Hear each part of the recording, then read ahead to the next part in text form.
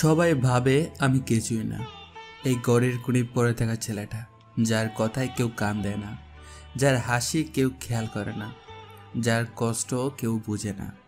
তারা জানে না আমি যখন একা থাকি তখন আমার পরিচয় কি। তারা জানে না আমি কে। তাদের অজান্তেই, তাদের অবহেলার মাঝে আমি চেয়েছিলাম শুধু একটু স্বীকৃতি, একটু ভালোবাসা, কিন্তু পেয়েছি শুধু সন্দেহ, তাচ্ছিল্য আর উপহাস। তারা যখন বলছে তুই পারবি না, আমি তখন ঠিক করেছি আমি এমন কিছু করব যা তারা কল্পনাও করতে পারবে না। কথা শেষ করে একটি দীর্ঘ নিঃশ্বাস ছাড়ে নিলয়। এতক্ষণ নিজের রুমের বারান্দায় দাঁড়িয়ে আকাশের তারাগুলো দেখছিল। নিলয় তার রুমে এসে তার বিছানার নিচে একটি সিক্রেট জায়গা থেকে একটি ল্যাপটপ বের করে তারপর কিছুক্ষণ ইমেল চেক করে তারপর একজনকে মেসেজ দিয়ে মোবাইল বন্ধ করে ঘুমিয়ে পড়ে। তো দর্শক, চলুন এ ফাঁকে আপনাদেরকে একটা গল্প বুঝিয়ে নিয়ে আসি। আমাদের আজকের নায়ক হচ্ছে নিলয়, পরিবারের ছোট ছেলে। তার দুজন বড় ভাই আছে, সবচেয়ে বড়জন হচ্ছে আকাশ, সে বিবাহিত। তার একটা মেয়ে সন্তানও আছে। আর তারপর হচ্ছে নীরব, সেও বিবাহিত। তার বাবা পুরো শহরের একজন নামী ব্যবসায়ী। আপাতত এতটুকুই থাক। সকাল ৮টা। নিলয়ের ঘুম ভাঙে বড় ভাবির কড়া গলার চিৎকারে। এই যে নিলয়, তুমি আর কতদিন এমন করে পড়ে থাকবে? সারাদিন শুধু খাওয়া আর শোয়া। এই বাড়িতে তুমি আসলে করোটা কি? নিলয় ধীরে ধীরে বিছানা থেকে উঠে বসে। চোখে ঘুম, মুখে নীরবতা। সে কোনো প্রতিবাদ করে না, শুধু মাথা নিচু করে দাঁড়িয়ে থাকে। তোমার ভাইয়া কেউ তো এমন কিছু না। তারা এই বয়সে সংসারে হাল ধরেছে, ব্যবসায় গেছে, আর তুমি বাজারে যাওয়া ছাড়া কোনো উপকারেই লাগো না। এই নাও বাজারের লিস্ট। আর হ্যাঁ, আমার জন্য ডায়েট দুধ আনবে, না ভুল কিছুই আনবা। আচ্ছা ভাবি। ভাবির চোখে মুখে ঘৃণা মেশানো বিরক্তি। সে যেন প্রতিটা কথায় মনে করিয়ে দিতে চায় এই বাড়িতে নিলয়ের কোনো মূল্য নেই। নিলয় বাড়ির গেট দিয়ে বেরিয়ে আসে, হাতে বাজারের ব্যাগ, চোখে অন্যমনস্কতা। রাস্তা দিয়ে হাঁটছে, কিন্তু মন তার অন্য জগতে। এই শহরের রাস্তাগুলো আমাকে চেনে।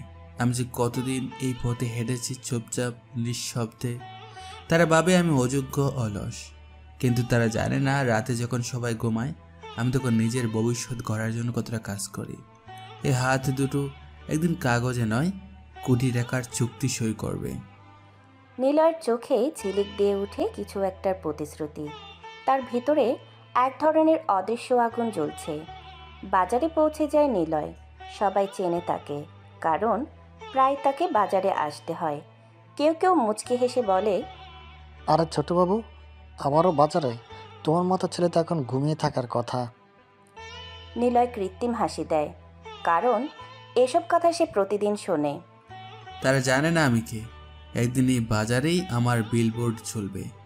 সবাই তখন বলবে এই সেই নিলয় যে একসময় বাজারে ব্যাগ নিয়ে করতো। বাজারে সব কিছু কিনে নিলয় বাড়ির পথে রওনা দেয়, হাতে ভারী ব্যাগ, কিন্তু মনে তার চেয়েও ভারী চাপা দুঃখ। বাড়ির গেটের কাছে পৌঁছতেই ভাবির ফোন। তুমি এখনো আসোনি? এইটুকু বাজার করতেও তোমার ঘন্টা লাগে? এভাবে চললে সারা জীবন শুধু বাজারই করে যাবে। নিলয় কিছু বলে না, শুধু ফোন কানে লাগিয়ে একরাশ অভিমান নিয়ে বলে, আমি একদিন প্রমাণ করব ভাবি। আপনার চোখের সামনে দাঁড়িয়ে আপনি নিজেই বলবেন নিলয় আমরা ভুল ছিলাম। ঘরে ফিরে নিলয় বাজারের ব্যাগ রেখে তার রুমে চলে আসে। মুখে চুপচাপ, ভেতরে ঝড়। সে ল্যাপটপ অন করে, একটি সিক্রেট সফটওয়্যারের ফোল্ডার খোলে। তার সামনে বিশাল এক প্রজেক্ট, একাধিক কোম্পানির শেয়ার, কনফিডেন্সিয়াল ইমেল আর মিটিং প্ল্যান। এটাই আমার সত্যিকারের জগৎ। এখানে আমি সেই নিলয় যে শুধু ছোট ভাই নয়, একজন উদ্যোক্তা, যে একদিন এই শহরের সবচেয়ে বড় নাম হবে। দুপুর 2টা, বাড়ির খাবার টেবিল, সবাই খেতে বসেছে। আকাশ ভাই, তার স্ত্রী, বড় ভাবি, নীরব ভাই, তার স্ত্রী, মেজ ভাবি, মা বাবা, আর শেষে এসে চুপচাপ বসে নিলয়। টেবিল সাজানো আছে, বড় বড় রুই মাছের ঝোল, ডিম ভুনা, শুটকি ভর্তা, ডাল আর একপাশে একটা ছোট পিস চিংড়ি মাছ। নিলয় টেবিলের এক কোণে বসে চুপচাপ তাকিয়ে থাকে সবার দিকে।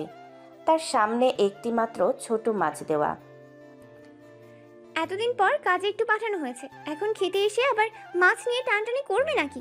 এই যে তোমার মাছ, ওইটুকু খেলেই পেট ভরে যাওয়ার কথা।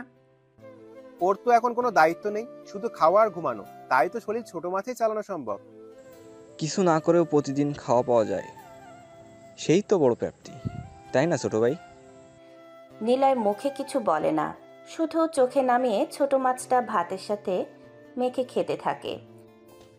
তোমরা কি সব সময় ওকে অপমান করবা? ছোট বলে কি ও মানুষ না? ওরও তো ইচ্ছে করে ভালো কিছু খেতে, ভালোবাসা পেতে। একটা সময় আসবে তখন তোমরাই লজ্জা পাবে। মা ঠিক বলেছেন, নিলয় তো কখনো কারোর ক্ষতি করে না, চুপচাপ থাকে, সাহায্য করে। সবার মতো তো আর একরকম হয় না ও। তুমি তো সব সময় ছোট ভাইয়ের পক্ষ না, তোমার চোখে ও তো দেবতা মনে হয়। এই ছেলের কোনো ভবিষ্যৎ নাই, যতক্ষণ না কাজ করে টাকা রোজগার করে ততদিন এসব আদর স্নেহ দিয়ে ওর জীবনে কিচ্ছু হবে না। আমার ব্যবসায় এমন অলস ছেলের কোনো জায়গা নেই। নিলয় কিছু বলে না, তার চোখে জল আসে না, কারণ সে কাদা ভুলে গেছে। সে খাওয়ার মাঝেই উঠে পড়ে, টেবিল থেকে নিজে প্লেট নিয়ে চলে যায় নিজের ঘরে। রুমে ফিরে নিলয় তার ডেস্কে বসে, ল্যাপটপ খুলে একটা ভিডিও কলে জয়েন করে। ভিডিও কলে বিদেশি ইনভেস্টর, ইংরেজিতে। Mr. Niloy, your last project pitch was impressive. We are ready to move forward. Are you free for a follow-up meeting this evening? Yes, sir. Let's finalize the deal today. যারা টেবিলে তাকে ছোট মাছ দেয় তারা জানে না এই ছেলেটা আজ রাতে কোটি টাকার প্রজেক্ট সাইন করবে। যার সামনে তারা গলা উঁচু করে কথা বলে, একদিন তাদেরই মাথা নিচু করতে হবে। পরের দিন সকাল 9টা। নিলয় প্রস্তুত হচ্ছিল ভার্সিটিতে যাওয়ার জন্য। সাদা শার্ট, ঘাড়ে ব্যাগ, পায়ে স্যান্ডেল। সবার চোখে সে একজন সাধারণ মধ্যবিত্ত ছেলে। কেউ জানে না তার পাঞ্জাবির নিচে লুকানো কোটি টাকার বিজনেস আইডিয়া আর বুকের ভেতরে এক মহাযুদ্ধ চলছে। নিচে নামতেই বড় ভাবির গলা। আহা, ছেলেটার কি ব্যস্ততা! দিনে দুবেলা বাজার আর মাঝে একটুখানি ভার্সিটি। এইভাবে কারো জীবন কিছু হয়? শুধু পড়াশোনা করলে হবে না, কাজে নামতে হবে। আমার ব্যবসা কি এমনি এমনি বড় হয়েছে? এই ছেলেকে নিয়ে আমার কোনো আশা নেই।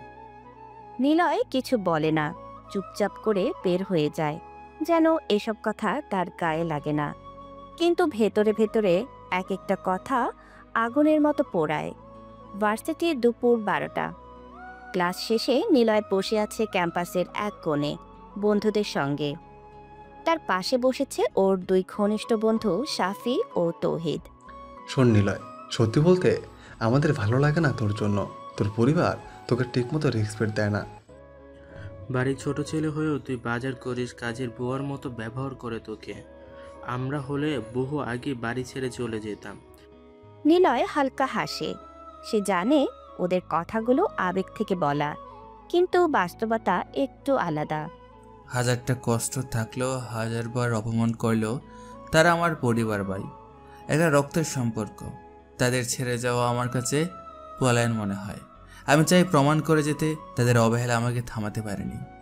তুই অনেক বেশি ভালো, কিন্তু সবাই তোর মতো হয় না রে। তারা তোকে কদর না করলেও তুই করিস, এটা তোর বরত্ব। কিছু মানুষ কষ্ট দিয়ে শিক্ষা দেয়, তারা আমাকে ঠেলে দিচ্ছে সামনে। না বুঝি, তারা জানে না তাদের তাচ্ছিল্যই আমার মোটিভেশন। বন্ধুরা একদম চুপ হয়ে যায়। নিলয়ের চোখে সেই চিরচেনা নীরব যন্ত্রণা, কিন্তু সেই চোখেই একরাশ সাহস, একরাশ প্রতিজ্ঞা। ক্যাম্পাস লাইব্রেরি, বিকেল 3টা। নিলয় তার ল্যাপটপ খুলে বসে। চারদিকে ছাত্ররা পড়ে, কেউ বই দেখছে, কেউ প্রেজেন্টেশন তৈরি করছে। নিলয় লগ ইন করে তার business mail. Congratulations, Mr. Niloy. Your startup has been shortlisted for international funding round. CEO meetup scheduled for next Monday. Venue, Radisson Blue. নিলয়ের ঠোঁটে হালকা হাসি। এই সে যার জন্য বাড়িতে সবাই ভাবে ও কিছু করতে পারবে না, কিন্তু বাইরের পৃথিবী আজ তাকে চিনতে শিখছে। নিলয় ফিরে এসেছে বিকেলে। এখন রাত ৮টা। দেখে টেবিলে সবাই খেতে বসেছে। তার প্লেট এক পাশে রাখা, খাবার দেওয়া নেই। এত দেরি করে আসিস? তোদের জন্য খাবার রেখে বসে থাকবো নাকি? সবাই তোকে খাওয়াবে না রে ভাই, বড় হয়ে গেলেই বুঝবি কত কষ্ট করে রোজগার করতে হয়। চলো বাবা, আমি তোমার জন্য গরম করে দিচ্ছি। সবাই একরকম না, তুমি কাউকে কষ্ট দিও না। তুমি বসো নিলয় ভাই, আমি গরম করে দিচ্ছি। আজকে বাজার করে এত কাজ করার পরে তুমি ক্লান্ত তো? নিলয় হাসে। মায়ের কোমল চোখ আর মেজো ভাবির স্নেহ তার সমস্ত ক্লান্তি দূর করে দেয়। নিজের রুমে ফিরে নিলয় জানালার পাশে দাঁড়িয়ে। আকাশে চাঁদ উঠেছে। তারা দেখে না আমার পরিশ্রম, তারা বোঝে না আমার স্বপ্ন, কিন্তু আমি জানি একদিন এই বাড়ির সবাই আমার দিকে তাকিয়ে থাকবে, গর্ব নিয়ে বলবে ওই আমাদের নিলয়। রাত ৯টা।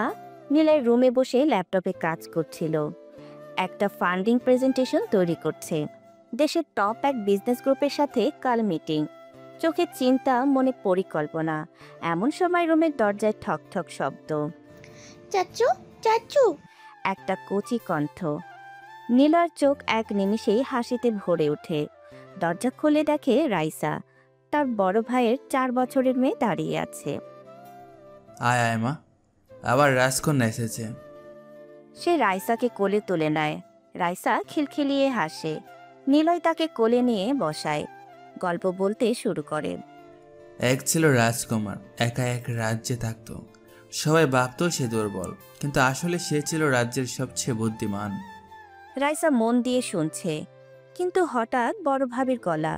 রেগে গিয়ে ছুটে আসে রুমে। রাইসা, কতবার বলেছি তোমাকে এখানে আসতে নাই? এই রুমে আবার কি করছিলে তুমি? ভাবি, গল্প বলছিলাম ওকে, ও তো ছোট বাচ্চা, একটু সময় দিলে সমস্যা কোথায়? তোমার সময় দাও মানে ওর মাথা খারাপ হও। তোমার মতো অলস অকর্মা ছেলের সঙ্গে আমার মেয়েকে মিশতে দেব না আমি। আর যার নিজের জীবনে গতি নাই, সে অন্যকে কি শেখাবে? রাইসা কাঁদতে শুরু করে। নিলয় তার কচি হাত ধরতে চায়, কিন্তু ভাবি এক ঝটকায় টেনে নিয়ে যায়। চলো, এসব ফালতু গল্প শোনা লাগবে না তোমার। নিলয় চুপচাপ দাঁড়িয়ে থাকে। তার চোখে জল নেই, কিন্তু বুকের ভেতর যেন পাথর চেপে বসেছে। রাত। নিলয়ের রুমে একাকিত্ব। নিলয় জানালার পাশে দাঁড়িয়ে আকাশের দিকে তাকিয়ে আছে। এই পিচ্ছি মেয়েটা রাইসা, ওই তো একমাত্র আমার প্রাণ, যে আমাকে নিঃস্বার্থভাবে ভালোবাসে। ওর হাসি আমার ভাঙা হৃদয়ে একটা প্রলেপ দেয়, কিন্তু সেখানেও বাধা দেয় তারা। আসলে আমি শুধু অজানা এক সদস্যই বাড়তে, নাম আছে, পরিচয় আছে, কিন্তু জায়গা নেই। ঠিক তখনই মোবাইলে একটা মেল নোটিফিকেশন আসে। Approved. International Startup Accelerator Program. Initial investment confirmed. 5 crore BDT. নিলয়ের চোখে জল চলে আসে। হ্যাঁ, আনন্দের জল। এই স্বীকৃতি, এই মূল্যায়ন পরিবার তাকে না দিলেও বাইরের জগৎ দিচ্ছে। তাদের ভালোবাসা হয়তো পাবো না, একদিন তাদের চেয়ে বড় কিছু হব, এত বড় যে তারা চাইলেও আমাকে অস্বীকার করতে পারবে না। রাত 10টা। সবাই খাওয়া দাওয়া শেষ করে যার যার রুমে চলে গেছে। নিলয় নিজের রুমে চুপচাপ বসে আছে। ল্যাপটপ খোলা, স্ক্রিনে ভেসে আছে business report, graph, profit chart, কিন্তু তার চোখ তাকিয়ে আছে ফাঁকা দিকে, মন অন্য কোথাও। হঠাৎ দরজায় টোকা। টুক টুক। হ্যাঁ, কে? দরজা খুলে দেখে মেজো ভাবি দাঁড়িয়ে। ভিতরে আসতে পারি? অবশ্যই ভাবি, আসুন। মেজো ভাবি রুমে ঢুকে পাশে রাখা চেয়ারে বসে। নিলয়, আমি কিছুক্ষণ ধরে ভাবছিলাম তুমি এই বাড়িতে কতটা অবহেলা সহ্য করো প্রতিদিন। তোমার খারাপ লাগে না? খারাপ তো লাগে ভাবি, খুব লাগে। কখনো মনে হয় আমি কি সত্যি বাড়ির কেউ? তাহলে তুমি প্রতিবাদ করো না কেন? তুমি তো কারোর ক্ষতি করো না, নিজের মতোই থাকতে চাও, নিজের স্বপ্ন নিয়ে থাকো, তারপর কেন তুমি সব সহ্য করো? ভাবি, আমি তো কিছু করতে পারি না। এবারের চোখে আমি অকর্মা, অযোগ্য। তারা যদি আমাকে ছোট করে, সেটা তো মিথ্যা না। আমি তো এখনো কিছু প্রমাণ করতে পারিনি। না রে নিলয়, এটা ঠিক না। তুমি অনেক বেশি সহনশীল, অনেক বেশি বড় মনের মানুষ। তোমার মতো ছেলে আজকাল দেখাই যায় না। তুমি যা সহ্য করেছো, অন্য কেউ হলে কবেই সব ছেড়ে ছুড়ে চলে যেত। ভাবি, আমি সত্যি বলি, কখনো চলে যেতে ইচ্ছে করে, কিন্তু এই দেয়ালের ভিতর আমার মায়ের মুখ আছে, আপনার মতো একজন ভাবি আছেন, রাইসা আছে, ওর খিলখিল হাসি আছে। এদের ফেলে কোথায় যাব আমি? তুমি একদিন অনেক বড় কিছু করবে নীলয়, আমি জানি। সেই দিন খুব বেশি দূরে নয়। তোমার মতো মানুষকে সৃষ্টিকর্তা কখনো ফেলে রাখে না। আপনি একমাত্র ভাবি যিনি আমাকে বুঝতে চান। এই একটা কথাই আমার অনেক কিছু ফিরিয়ে দেয়, অনেক শক্তি পাই আমি আপনাকে দেখে। চিন্তা করিস না, আমি সবসময় তোর পাশে আছি, তুই কখনো একা না। মেজুভাবে দাঁড়িয়ে চলে যায়। দরজা বন্ধ হয়ে যায়। নিলয় জানালার পাশে দাঁড়ায়। চাপটা আজ খুব কাছের মনে হয়। কখনো কখনো একটুখানি ভালোবাসা জীবন বদলে দেয়। আমার জীবনে হয়তো আমি ব্যর্থ, হয়তো সবাই ভাবে আমি কিছুই না, কিন্তু আমি জানি আমার ভেতরে আগুন জ্বলছে। এই আগুন একদিন আলো হয়ে জ্বলবে এই আকাশেও। রাত 9টা। ঢাকার একটি থিয়েটার হলে চলছে দেশের সবচেয়ে মর্যাদাপূর্ণ ইয়াং এন্টারপ্রেনিওর অ্যাওয়ার্ড অনুষ্ঠান। লাল গালিচা লাইভ টিভি সম্প্রচার। দেশের সবচেয়ে বড় বড় কর্পোরেট মুখেরা উপস্থিত। হোস্ট মাইক্রোফোন হাত নেন। And now, the moment of the night. Best Young Entrepreneur of the Year goes to Mr. Niloy Rahman, founder of Neo Next Tech. চারদিক থেমে যায়। আলো পড়ে একজনের মুখে, নিলয়। সাদামাটা শার্টে, মুখে মাস্ক, চোখে আত্মবিশ্বাস। সে ধীরে ধীরে মঞ্চে ওঠে। কেউ চেনে না তাকে, কিন্তু পর্দায় যখন তার কোম্পানির গ্রোথ, টার্নওভার, সামাজিক অবদান দেখানো হয়, সবাই বিস্ময়ে তাকিয়ে থাকে। আমি কাউকে দোষ দেইনি কখনো, কারণ আমি জানতাম আমার সময় আসবে যখন সবাই আমাকে চিনবে, কিন্তু আমি কারো পরিচয় নয়, নিজের যোগ্যতায় উঠে দাঁড়াবো। সবাই যখন আমাকে খাটো করত, আমি তখন নিজেকে বড় করতাম চুপচাপ। রাত 11টা। বাড়িতে নিলয় বাড়ি ফেরে। কেউ জানে না সে কোথায় ছিল। ডাইনিং টেবিলে বড় ভাবির গলা। এত রাত করে আসছো কেন? কোথায় ছিলে আবার? বন্ধুর বাড়ি? ও তো ভাই খুব ব্যস্ত ছেলে, দেশের ভবিষ্যৎ, হাহা। এইরকম জীবন নিয়ে কোথাও পৌঁছানো যায় না। ঘর কোনো ছেলে হয়ে থাকলে কি হবে? এমনটাই ভাবেন আপনারা। তুমি খেয়েছো বাবা? এত রাত হলো, কিছু খেয়ে নিও। নীলয় ভাই, আজ একটু অন্যরকম লাগছে আপনাকে, চোখেও অনেক শান্তি। সব ঠিক তো? ভাবি, আজকের দিনটা আমার জীবনের সবচেয়ে বড় দিনগুলোর একটা, কিন্তু কাউকে না বলেই কাটালাম, ভালো লাগছে। নিজের ঘরে। রাত 11টা। নিলয় বিছানায় বসে ফোনটা হাতে নেয়। স্ক্রিনে আজকে তার ছবি, অ্যাওয়ার্ড হাতে, মঞ্চে দাঁড়িয়ে। সে ফেসবুকে পোস্ট করতে চায়। একটু স্বীকৃতি অপেক্ষা ছিলাম, আজ সেটা পেয়ে গেলাম। কিন্তু পোস্ট করে না। ক্যাপশন মুছে মুছে ফেলে। এখন না, এখনই নয়। তারা আমাকে চিনবে যখন সময় আসবে, আর তখন আমি শুধু পরিচিত হব না, তাদের ভুলটা চোখের আঙ্গুল দিয়ে দেখিয়ে দেব। Congratulations, Mr. Niloy. You are trending on Twitter, FB, and LinkedIn. Neonex Tech just got its Series A funding, 15 crore BDT confirmed. Niloy চোখ বন্ধ করে, নিজেকে প্রশ্ন করে, আমি কি খুশি? হ্যাঁ, কিন্তু আমি এখনো চাই একজন বলুক আমি তোমায় বিশ্বাস করি। সকাল 7টা। নিলয় ঠিক তখনই রুম থেকে বের হয়েছে। সারা রাত অফিসের প্রজেক্ট শেষ করেছে। চোখে ক্লান্তি, কিন্তু মুখে একরাশ শান্ত ভাব। কিন্তু মাত্রই রান্নাঘরের দিকে এগোতেই বড় ভাবির গলা। এই নিলয়, দাঁড়া, আমার একটু কথা আছে। জি ভাবি। তুমি তো বসেই থাকো সারাদিন, কাজ কর্ম নেই, অফিস নেই। তুমি একটু বাজার থেকে মাল এনে দাও তো। তেল নেই, ডাল নেই, আর একটা ভালো শুটকি এনে দিও। দাম কেমন জানো তো? না, বেশি দাম নিয়ে এসে বলো না আবার। আচ্ছা ভাবি, আনছি। আনছো মানে এখনই যাও? বসে থেকে আর কিসের বিশ্রাম দরকার? হাতে তো কাজ নেই তোমার।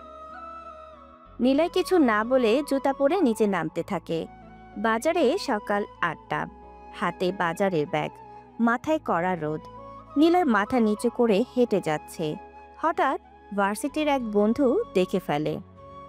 এই নিলয়, তুই এইখানে বাজার করছিস? হ্যাঁ, বাসার জন্য কিছু আনছি। তোর পরিবারের লোকজন তোকে দিয়ে বাজার করায়, তুই এসব করিস? তোর সাথে এমন আচরণ করে ওরা? সব ঠিক আছে, তারা আমার পরিবার, হাজার কষ্ট, রাগ, অপমান হলেও আমি তো তাদেরই ছেলে। যদি না সহ্য করি তাহলে সম্পর্ক টিকবে কিভাবে? বন্ধু আর কিছু বলে না, চুপ হয়ে যায়। বাড়ি ফেরে। ভাবি, সবে না একটা রান্না করে রেখে দিচ্ছি। কি দেরি করলে? এত ছোট্ট একটা বাজার করতে ঘন্টাখানেক লাগে, অথচ কাজে পাঠালে টানা 1.5 ঘন্টা পরে আসো।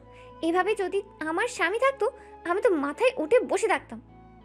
ভাবি, রাস্তায় অনেক জ্যাম ছিল, তাছাড়া দোকানে একটু ভিড় ছিল। এই না তোমার স্বভাব, সব কথার 100টা বাহানা। তুমি কোন কাজ ঠিকমতো করতে পারো না? নিলয় চুপ থাকে। ঘরের এক কোণে মেজো ভাবি আসেন, পাশে বসেন। তুমি ঠিক আছো নীলয় ভাই? ভাবি, আমার ঠিক মন্দ না, এইভাবেই চলে, গায়ে মাটি মেখে মুখে হাসি রেখে। তোমার চোখে আজ অনেক ক্লান্তি। একটা কথা জেনে রেখো, আমি সব বুঝি।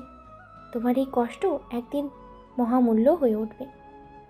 রাত, নিজের রুমে ল্যাপটপ অন করে নিলয়। হাতে এখন নতুন এক আন্তর্জাতিক প্রজেক্ট। একটি জার্মান কোম্পানি তার স্টার্টআপে 20 কোটি টাকা বিনিয়োগ করতে চায়। ইমেলের title, final confirmation, partnership with Neo Next Teach signature, CEO Mister Niloy Rahman. Niloy শুধু একটু দীর্ঘশ্বাস ছাড়ে। নিজের মনে একদিনই বাজারে ব্যাগ কাজে ঝুলানো ছেলেটাকেই তারা চিনবে।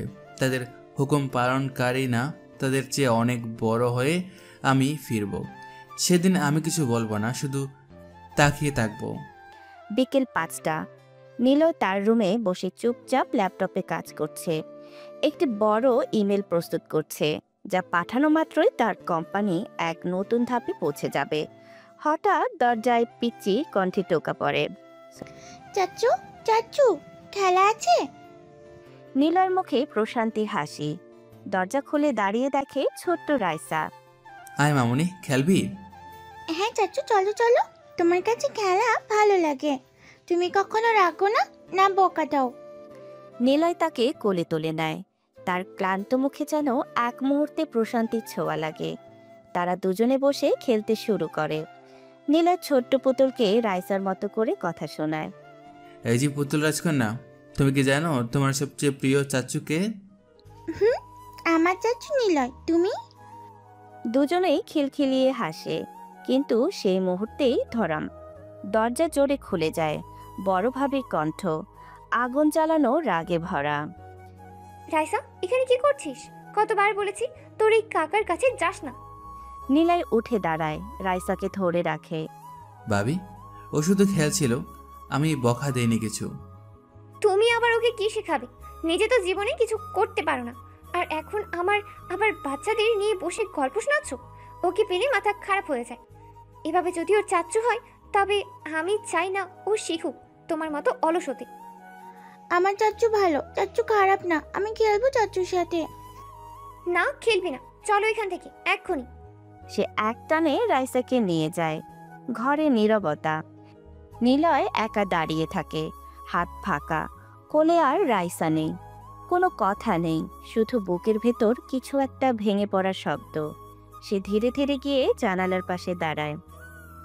এই ছোট্ট মেয়েটাই তো ছিল আমার একমাত্র আপন, যার মুখে চাচ্ছু শব্দটা শুনলেই বুক ভরে যেত। সেই ডাকটাকেও কেড়ে নিল ওরা। আমি বুঝি না এতটা অপমান আমি কি করে সহ্য করি, তবুও করি, কারণ এই বাড়ি আমার, পরিবার আমার। কিন্তু আজ বুঝলাম, ভালোবাসা পাওয়ার জন্য নিজের ভালো লাগার জন্য মূল্য নেই। সব সময় হাসলে সবাই ভাবে তুমি কষ্টে নেই। হঠাৎ মোবাইলে মেইল আসে। Congratulations, Neonext has been shortlisted for Global Innovation Grant, USD 5 million. Niloy মেইলের দিকে তাকিয়ে থাকে, মৃদু হাসে, তবুও চোখে পানি। বিশ্ব আমাকে চিনছে, আর বাইরের লোক তারা কোনো ভাবে আমি শুধু একজন বাজে চাচ্ছু। বিকেল 5:20। বড়ভাবে রাইসার হাত ধরে টানতে টানতে ঘরে নিয়ে যায়। আম্মু, চাচুর সাথে একটু খেলছিলাম। আমি কি তোকে একবার বলেছি না 10 বার? তোর চাচ্চুর কাছে যাবি না বলছি না, তবুও গিয়ে বসে থাকিস তার কাছে। চাচু তো খারাপ না আম্মু, চাচু অনেক ভালো। তুমি আর আব্বু কেন চাচুর সাথে এমন করো? তুই এবার তোকে ঠিক করেই ছাড়বো। তুই এখন আমাকে শিখাবি কার সাথে কথা বলতে হয়? সে পিঠে একটানা কয়েকটা থাপ্পড় মারে। রাইসা কাঁদতে কাঁদতে চিৎকার করে ওঠে। আমার চাচু ভালো আম্মু, তুমি কেন চাচুকে কষ্ট দাও? চাচু তো কাউকে কিছু বলে না, আমাকেও শুধু খেলায়। তুই চুপ করবি, নাহলে আব্বুকে বলবো আজ রাতে তোকে দেখে রাখি। তোর এই কান্না, এই আদর সব ওর ছলনা। আমার মেয়ে হয়ে ওর পক্ষ নিচ্ছিস? ঘরের বাইরে করিডোরে নিলয় দরজার পাশে দাঁড়িয়েছিল, সব কথা শুনছে, চোখে জল। সে রুমে যেতে চায়, কিন্তু পা বাড়াতে পারে না। হাতে একটা ছোট্ট খেলনা, রাইসার প্রিয় পুতুল, যা সে রেখে গেছে নিলয়ের রুমে। একটা শিশুও যখন সত্যি বোঝে তখনও কেউ মানে না তাদের চোখে আমি খারাপ, কারণ আমি নীরব, কারণ আমি প্রতিবাদ করিনি। সে খেলনাটা নিজের বুকের কাছে ধরে চোখ বন্ধ করে। রাতে নিলয়ের ঘরে মেজো ভাবি আসে। আজ রাইসার কান্না শুনে বুক কেঁপে উঠেছিল। বড় ভাবি তাকে খুব মারছে, শুধু তোমার কাছে গিয়েছিল বলে। আমি তাকে আদর ছাড়া কিছু দিইনি ভাবি। ও আমাকে মানুষ ভাবে, এটাই ওর অপরাধ হয়ে গেল। একদিন রাইসা বড় হবে, তখন বুঝবে তার চাচু কে ছিল। ওই বুঝে নেওয়াই হবে সবার বড় শাস্তি। নিলয় কিছু বলে না, চুপচাপ জানালার বাইরে তাকিয়ে থাকে। রাত 12টা। ল্যাপটপে একটি চিঠি লিখে নিলয়, কিন্তু কাউকে পাঠায় না, শুধু লিখে রাখে। টু মাই লিটল রাইসা, তুমি এখনও বুঝতে পারো না আমি কেন তোমাকে কোলে নিয়ে খেলতাম? তুমি জানো না তোমার চাচু চলো খেলি, এই ডাকটা আমার ভাঙ্গা জীবনের সবচেয়ে সুন্দর মুহূর্ত এনে দিত। তুমি একদিন বুঝবে আমি কিছুই চাইনি তোমার কাছ থেকে, শুধু একটু ভালোবাসা। তুমি যখন আমার পক্ষে বলেছিলে, সেটা আমার জীবনের প্রথম জেতা যুদ্ধ ছিল। চিঠি সেভ করে না, নাম দেয় মাই অনলি ফ্যামিলি রাইসা। রাত 3টা, সবাই ঘুমিয়ে। হঠাৎ করে বড় ভাইয়ের ঘর থেকে চিৎকার। রাইসা, রাইসা চোখ খুলো মা, তোমার জ্বর কত? ওরে বাঁচাও, ওরে কপাল পোড়া মেয়ে, আমার গা পুইরা যাচ্ছে। মেজো ভাবি ছুটে আসে, তার পিছে পিছে মা বাবা নিলয়। কি হয়েছে? ওর শরীর তো একেবারেই গরম। চলো হাসপাতালে নিয়ে যাই, দেরি করা যাবে না। এইরকম সময় হইল নাকি রে নিলয়? গাড়িটা বের কর। নিলয় এক মুহূর্ত দেরি না করে চাবি নিয়ে ছুটে যায়। হাসপাতালে সকাল 5টা। ডাক্তার বলল, শিশুর শরীরে হঠাৎ জ্বর বেড়ে গেছে, তবে ভয়ের কিছু নেই, ঠিক সময়ে এনেছেন। হাসপাতালের করিডোরে সবাই বসে। হঠাৎ বড় ভাবি মুখ খুলে, সব কিছুতে একটা কারণ থাকে। আমি তো আগেই বলেছিলাম রাইসা যে নিলয়ের কাছে না যায়। ভাবি, আমি কিছু করিনি। তাই নাকি? তোর সাথে খেলার পরেই তো মেয়েটা অসুস্থ। তুই নিশ্চয়ই কিছু করেছিস, চোখে মুখে বিষ ঠেলে রেখে রাখছিস। কি যাতা কথা বলছো তুমি? নিজের দেবরকে নিয়ে এত বড় অপবাদ? ছেলেটা সারা জীবন তোদের কথা শুনে মাথা নিচু করে আছে, তোর মেয়ের জন্য পাগল হয়ে আছে, আর তুই সেই ছেলেকে দোষ দিচ্ছিস? তো কি হয়েছে? রাইসা তো ওই ছেলের সাথে ছিল সারাদিন। ও ছাড়া কি করবো বলো? একটা অলস ঘরকুনো ফাঁকিবাজ লোক। সবার সমস্যার মূলই তো ও। বাবা মুখ নিচু করে চুপ। মেজো ভাই তাকিয়ে থাকে, কিছু বলে না। সবাই চুপ। নিলয় হাসপাতালের করিডোরে দাঁড়িয়ে জানালার দিকে তাকিয়ে থাকে। ভেতরে সবকিছু যেন একসাথে ভেঙে পড়েছে। আমি কি আসলে এতটা খারাপ? একটা শিশু আমার কোলে খেলে বলে আমি দায়ী হয়ে গেলাম? নিলয় বাবা, তোমার পাশে আছি। তুই জানিস তোর হাত কখনোই খারাপ কিছু করতে পারে না। নিলয়ের চোখ ভিজে আসে। সে চুপচাপ মাথা নিচু করে বলে, মা, ভালোবাসা যদি দোষ হয় তবে আমার এই দোষ সারা জীবন থাকবে। ভেতরে হাসপাতালের বেডে রাইসা চোখ মেলে, চুপচাপ ফিসফিস করে বলে, আমার চাচু কই? চাচু কোথায়? আমি চাচুর সাথে ঘুমাবো। হাসপাতালের করিডোর সকাল 6টা। রাইসার জ্বর কিছুটা কমেছে। ডাক্তার বলেছে নজরদারিতে রাখতে হবে। সবাই একটু শান্ত হয়েছে, কিন্তু করিডোরে এক চাপা উত্তেজনা জমে আছে। বড় ভাবি চুপ করে বসে নেই, নিলয়ের দিকে আঙুল তুলেই যাচ্ছে। তোমরা কেউ বলো না কিছু, কারণ সবাই নিলয়ের পক্ষ নেয়। একটা অলস কার্যকর্মহীন ছেলে, আর তাকেই সবাই বাঁচায়। আজকে আমার মেয়েটার জ্বর উঠেছে, অথচ কেউ কিছু বলবে না। নিলয় মাথা নিচু করে চুপচাপ দাঁড়িয়ে। তখনই মেজো ভাবি সামনে এগিয়ে আসে। ভাবি, আপনি বরাবরই নিলয়কে দোষ দিচ্ছেন, কিন্তু আপনি ভুলে যাচ্ছেন বিকেলে আপনি নিজেই রাইসাকে কিভাবে মেরেছিলেন সেটা। তুমি এখন আমাকে শেখাবে আমি আমার মেয়েকে মারবো কি না? মারার বিষয় না, আপনি যেভাবে চিৎকার করছিলেন আর ওর পিঠে থাপড় মারছিলেন, একটা ছোট্ট একটা মেয়ে সেটা মানসিকভাবে নিতে পারেনি। সেই আঘাতই এখন জ্বর রূপ নিয়েছে। বড়ভাবে চোখ লাল করে তাকায়, তারপরে ফেটে পড়ে। তোমার তো সব নিলয়কে ঘিরে। তুমি শুধু নিলয়ের ভালো দিক দেখো। মেয়েটা অসুস্থ আর তুমি এখনো নিলয়কে রক্ষা করছো। মুহূর্তের মধ্যে পরিবেশ থমকে যায়। নিলয়ের মা এগিয়ে এসে বলেন, মেজ বউ ঠিক বলছে, তুমি নিজের ভুল ঢাকতে গিয়ে বারবার নিলয়ের দিকে আঙুল তুলছো। একটু নিজের আচরণটা দেখো। রাইসা যখন চাচ্ছু ভালো বলে কেঁদে ফেললো, তখন তুমি কি করেছো সেটা ভুলে গেছো? আমার মেয়েকে আমি যা ইচ্ছা করব, তোমরা কেউ শেখানোর জায়গায় নেই। আর তুমি মেজো ভাবি, তুমি সবসময় নিলয়ের পাশেই থাকো, কারণ তুমি নিজেও জানো আমার স্বামীর মতো কেউ যদি ব্যর্থ হয় তো নিলয় একমাত্র তোমার আশা। সবার মুখ থমকে যায়। মেজভাবে একদম শান্তভাবে বলে, যদি নিলয়ই আমাদের আসার জায়গা হয় তাহলে সেটা ওর বড়ত্ব। আর যদি তোমার মেয়ের ভালোবাসার একটা দোষ হয়ে থাকে তাহলে তুমি মানসিকভাবে খুবই ছোট। নিলয় একটু দূরে বসেছিল, সব কথা শুনছিল। চোখে পানি আসছে, কিন্তু মুখে কোনো প্রতিক্রিয়া নেই। সে শুধু ধীরে ধীরে উঠে দাঁড়ায়, রাইসার ওয়ার্ডের দিকে হেঁটে যায় আর নিজের মনে বলে, আমার অপরাধ শুধু এই যে আমি ভালোবাসতে জানি, কিন্তু এখন মনে হচ্ছে ভালোবাসাটা সবার জন্য না। সকাল 9টা। হাসপাতালের করিডোরে সবার ভেতরে টান টান উত্তেজনা। রাইসার জ্বর কমলেও মানসিক অবস্থা কিছুটা দুর্বল। নিলয় চুপচাপ এক কোণে বসে, মায়ের হাত ধরে, কিন্তু মুখে একটু কথা নেই। হঠাৎ টুনটুন নিলয়ের মোবাইলে একটি নোটিফিকেশন ভেসে ওঠে। Secure Line app. Confirm your presence 10 a.m. Confidential board meeting. নিলয়ের চোখ মুহূর্তেই বদলে যায়। চোখে এক অদ্ভুত দৃঢ়তা, চোখে চাপা একটা ভাঙা হাসি। সে ধীরে ধীরে উঠে দাঁড়ায়। কোথায় যাচ্ছিস বাবা? একটু দরকারি কাজ আছে মা, ফিরে আসবো। এমন সময় তোকে যেতে হবে? সব সময় তো ফিরে আসার জন্যই যাই মা। সে চোখ নামিয়ে বেরিয়ে যায় করিডোর দিয়ে। কেউ আর কিছু বলে না, সবাই ধরে নেয় এও এক অলস ছেলের অজুহাত। সকাল 9:45। শহরের প্রাইভেট বিল্ডিংয়ের এক সিক্রেট ফ্লোর। নিলয় সেখানে ঢুকে পড়ল। লিফট থেকে বের হয়ে সে একটি সাদা কাচ ঘেরা ঘরে যায়। দরজা অটোমেটিক স্ক্যানিংয়ের পর খুলে যায়। সে ভেতরে ঢুকে যায়, সাথে সাথে মুখে পড়ে কালো রঙের আধুনিক ডিজাইনের মাস্ক।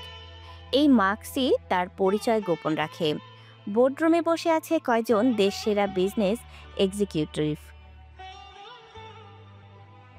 হ্যাঁ, তার মুখ কেউ কখনো দেখেনি, শুধু মিস্টার এন নামেই চিনে। বোর্ডরুমে বসে আছে কয়জন দেশসেরা বিজনেস এক্সিকিউটিভ। দরজা খোলে, একজন হাইফাই সিকিউরিটি ভেতরে ঢোকে, তারপর মাস্ক পরা নিলয় রুমে প্রবেশ করে। মিস্টার এন এর স্পিচ শুরু হয়। নিলয় মাস্কের ভেতর থেকে বলে, আপনাদের জন্য আজ একটি বিশেষ ঘোষণার দিন। নিওনেক্সট আজ দেশের সবচেয়ে বড় স্টার্টআপ এক্সপ্যানশন পার্টনারশিপ সাইন করতে যাচ্ছে একটি আন্তর্জাতিক সংস্থার সাথে। কিন্তু আমি শুধু ব্যবসা করতে আসিনি, আমি এসেছি প্রমাণ করতে। যে ছেলে ঘরের কোণে পড়ে থাকে, যে কথায় কেউ কান দেয় না, তার মধ্যে একজন লড়াকু, একজন লিডার, একজন বিজয়ী লুকিয়ে থাকে। প্রেজেন্টেশন শেষ হলে সবাই উঠে দাঁড়িয়ে করতালি দেয়। একজন সম্মানিত corporate board member, mister N, আপনি যদি একদিন মুখ খুলে বলেন আপনি কে, তবে হয়তো এই দেশের হাজারো অবহেলিত তরুণ বাঁচার সাহস পাবে। মুখ নয়, কাজে চিনুন আমাকে। ফিরে যাওয়ার পথে সে ফোনে দেখে মায়ের মেসেজ। রাইসা এখনো তোমার নাম বলছে, ফিরিস বাবু। নীলার চোখে পানি চলে আসে। সে ধীরে ধীরে গাড়িতে উঠে পড়েন, আবার সেই অলস নিলয়ে ফিরে যাওয়ার জন্য। হাসপাতাল থেকে রাইসাকে বাড়ি আনা হয়েছে। সাদা বালিশ, পাতলা চাদর, জানালার পাশে ছোটখাটো, ওখানে শুয়ে আছে ছোট্ট রাইসা। চোখে অস্থিরতা, কিন্তু মুখে একটাই কথা, আমার চাচু কোথায়? চাচু আসবে সোনা, একটু পরে আসবে। আমি বলে দিচ্ছি, এই বাসায় এই রাইসার আশেপাশে নিলয় যেন না দেখি। নীলয় সামনে দাঁড়িয়েছিল, মুখ কিছু। সে কিছু বলে না, শুধু চোখের নিচে সাদা লাইন, অনেকক্ষণ কান্না চেপে রাখার চিহ্ন। কি দোষ বলো তো? ও তো শুধু আদর করে। আদরের নাম করে আসলেই মাথা ঘুরিয়ে দিচ্ছে মেয়ের। রাইসা অসুস্থ হয় কি করে? ওর কাছেই তো সব সময় থাকে। নিলয় ধীরে ধীরে নিজের রুমে চলে যায়, দরজা বন্ধ করে দেয়, ঘরের চারদিকে তাকিয়ে থাকে। এক কোণে রাইসার ফেলে যাওয়া একটা ছোট্ট পুতুল পড়ে আছে। সে সেটাকে হাতে নেয়, বুকে জড়িয়ে ধরে মাথা নিচু করে ফিসফিস করে বলে, আমি তোমার চাচ্চু থাকতে চেয়েছিলাম রাইসা, তোমার ছোট্ট জগতে একটু ঠাই চেয়েছিলাম, কিন্তু ওরা তো ভালোবাসো আমাকে করতে দেয় না। সে চোখ মুছে বিছানার নিচ থেকে নিজের ল্যাপটপ বের করে, ওয়াইফাই অন করে নিওনেক্সটের সিক্রেট বিজনেস পোর্টালে লগ ইন করে। একটি নতুন notification. Congratulations, Mr. N. You have been selected as Top 10 Young Entrepreneurs of Asia, International Business Summit, Singapore. নীলার চোখে একটুখানি জল এসে পড়ে, কিন্তু সেটা দুঃখের না, সফলতার। লুকিয়ে থাকা গর্বের। সে নিজের চেহারা আয়নায় দেখে হালকা হাসে। তাদের চোখে আমি কিছু না রাইসা, কিন্তু এই দুনিয়ার কিছু মানুষের চোখে আমি সব কিছু। সে মাথা উঁচু করে নিজেরই দিকে বলে, তুই পারছিস নিলয়, তুই পারছিস। রাইসা তখন বিছানায় আধো ঘুমে আধো জেগে। চাচু তুমি আসো না কেন, আমার একা লাগে। পরের দিন সকাল। নিলয় আজ ভার্সিটিতে যাচ্ছে। সাদা শার্ট, সিমসাম ব্যাগ, চোখে ক্লান্তি আর মুখে নিঃশব্দ বিষাদ। বাসার কাউকে না জানিয়ে চুপচাপ বেরিয়ে পড়ে সে। ভার্সিটি সকাল 10টা। ক্লাসরুমে নিলয় পিছনের সারিতে বসে। সবার আলোচনায় তাল মিলাতে পারছে না। বন্ধুরা দেখে ওর মুখে কোনো আগ্রহ নেই। হে ভাই, কি হয়েছে রে? তুই এত চুপচাপ কেন? কাল রাতেও কল করেছিলাম, ধরিস নাই। চোখ দুটো দেখে মনে হয় সারা রাত ঘুমাস নাই। নিলয় ঠোঁটে হালকা হাসি এনে বলে, সব ঠিক আছে, তেমন কিছু না। তোর সব ঠিক মানেই কিছু একটা ভীষণ ভুল। বল প্লিজ, আমরা কি তোর বন্ধু না? নিলয় একটু চুপ করে থাকে, তারপর নিচু গলায় বলে, বাসায় কেউ আমাকে চায় না রে। ভাবি তো এখন রাইসার কাছেও যেতে দেয় না।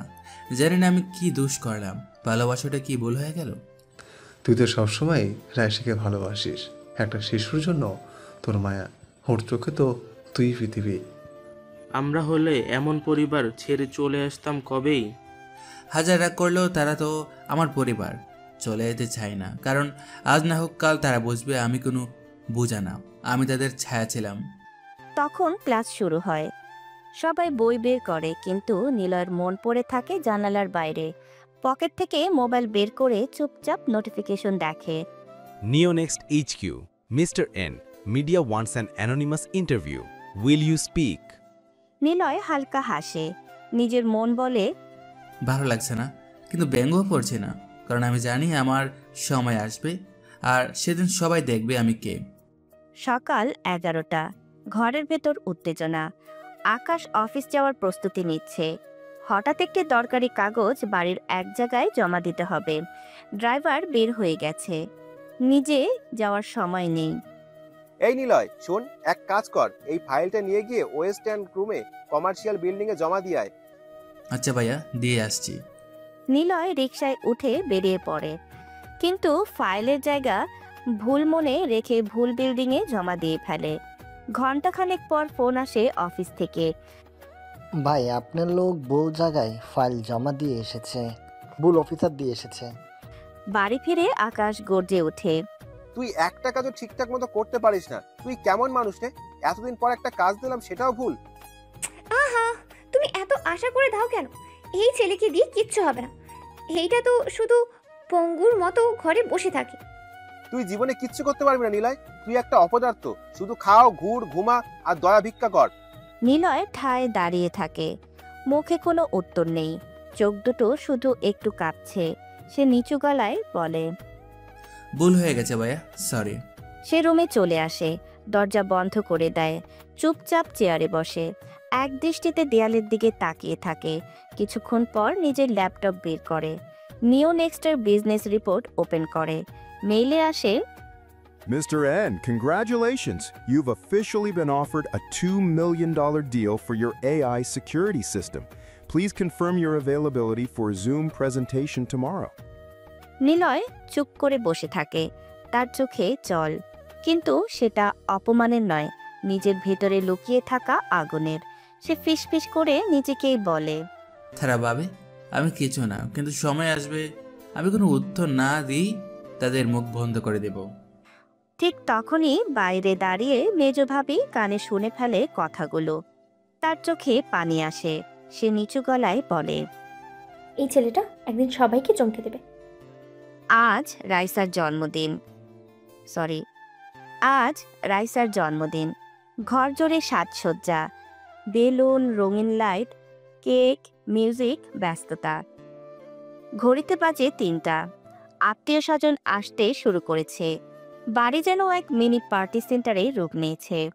নিলয় সকাল থেকেই কাজ করছে। সকাল 7টায় উঠে কেক আনতে গিয়েছিল, তারপর চেয়ার সাজানো, ফেস্টুন ঝোলানো, ডেকোরেশন, লাইট লাগানো, সাউন্ড সিস্টেম, চেক, খাবার সার্ভ করা, সব কাজ একা হাতে করছে। কেউ সাহায্য করেনি।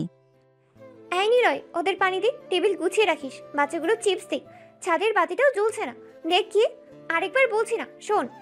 নিলয় চুপচাপ করে যাচ্ছে, গায়ে ঘাম, মুখে ক্লান্তি।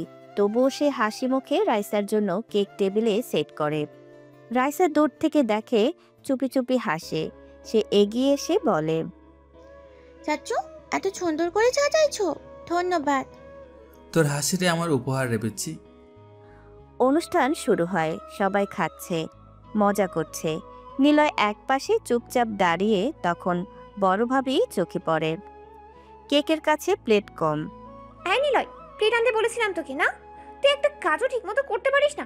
তুই না থাকলেই ভালো, সব সময় শুধু বসে থাকিস। তোর মতো একটা লোকের জন্যই বাসায় অশান্তি। আত্মীয়রা থেমে তাকায়। নিলয়ের কানে যেন সব শব্দ থেমে যায়।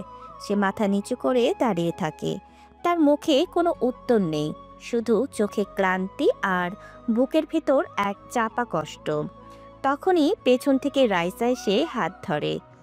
চাচু, তুমি আমার জন্মদিনটা সুন্দর করেছো, তুমি কিছু করো নাই? রাতে সব কাজ শেষে নিলয় নিজের রুমে গিয়ে বসে। পকেট থেকে ফোন বের করে। Invitation confirmed. Mr. N will speak at the International Youth Entrepreneur Summit 2025. Niloy আয়নার দিকে তাকিয়ে নিজের চোখে চোখ রাখে। চোখে জল, মুখে অদ্ভুত হাসি। সব করে ফেলেও আমি নাকি কিছু করি না। ঠিক আছে, একদিন আমি সেই লোক হব যার নাম শুনলে ওরা চুপ হয়ে যাবে। রাইসার জন্মদিনের আয়োজন শেষ। বাড়ি আবার নীরব। সন্ধ্যা নেমে এসেছে। সবাই যার যার রুমে ব্যস্ত। নীলয় তখন নিজের ঘরে বসে একটা ছোট্ট গিফট বক্স সাজাচ্ছে। ভেতরে আছে ছোট্ট একটা কার্টুন ডিজাইনের ঘড়ি, রঙিন পেন্সিল সেট আর একচেটা কাগজে লেখা ছোট্ট চিঠি। তুমি আমার পৃথিবীর রং, হাসলে আমার মন হাসে। তুমি শুধু জানো না, তুমি আমার একমাত্র আপনজন। দরজায় হালকা টোকা, টক টক। নিলয় দরজা খুলে দেয়। রাইসা দাঁড়িয়ে, চোখে ঘুম ঘুম ভাব, হাতে একটা পুরনো পুতুল। চাচু, তুমি সারাদিন এত কাজ করলে, তোমার জন্য কেউ কিছু আনলো না? তুই এলি তো, এটাই আমার উপহার। সে বিছানার নিচ থেকে গিফট বক্সটা বের করে রাইসার হাতে দেয়। এইটা তোর জন্য, কিন্তু শোন, কাউকে বলবি না আমি দিচ্ছি। কেন চাচু? তোর মা জানলে রাগ করবে, বলবে আমি নাকি তোর মাথা কুড়িয়ে দিচ্ছি। তুমি তো শুধু আমাকে ভালোবাসো। ভালোবাসাটাও আজকাল দুষ হয়ে দিচ্ছি। রাইসা উপহার খুলে খুশিতে লাফ দিয়ে ওঠে, চোখে আনন্দ, মুখে হাসি। আমি কাউকে বলবো না চাচু, এটা শুধু তোমার আমার সিক্রেট। সে গিফট বুকের কাছে চেপে ধরে, চুপচাপ বলে, চাচু তুমি আমার সবচেয়ে ভালো। নিলয় ঠোঁট কামড়ে কান্না চেপে ফেলে। সে মুখ ঘুরিয়ে ফিসফিস করে, তুই না থাকলে হয়তো আমি বেঁচে থাকতেই পারতাম না। ঠিক তখনই দরজার পাশে দাঁড়িয়ে মেজো ভাবি সব শুনে ফেলে। তার চোখে পানি চলে আসে। নিজের মনে বলে, এই ছেলেটা শুধু অন্যদের জন্য বাঁচে, কখনো নিজের জন্য কিছুই যায় না। সকাল 10টা। বাড়িতে সবাই যার যার কাজে ব্যস্ত। রাইসা নিজের রুমে বসে নতুন উপহারের ঘড়ি আর রঙিন পেন্সিল নিয়ে খেলা করছে। সে সময় রুমে ঢুকে পড়ে বড় ভাবি। হাতের তোয়ালে গুছাতে গিয়ে হঠাৎ চোখ পড়ে রাইসার ঘড়ির ওপর। এই ঘড়িটা কই পাইছিস? এটা একটু আমি তো এটা কিনে দেইনি। কে দিয়েছে? কেউ না।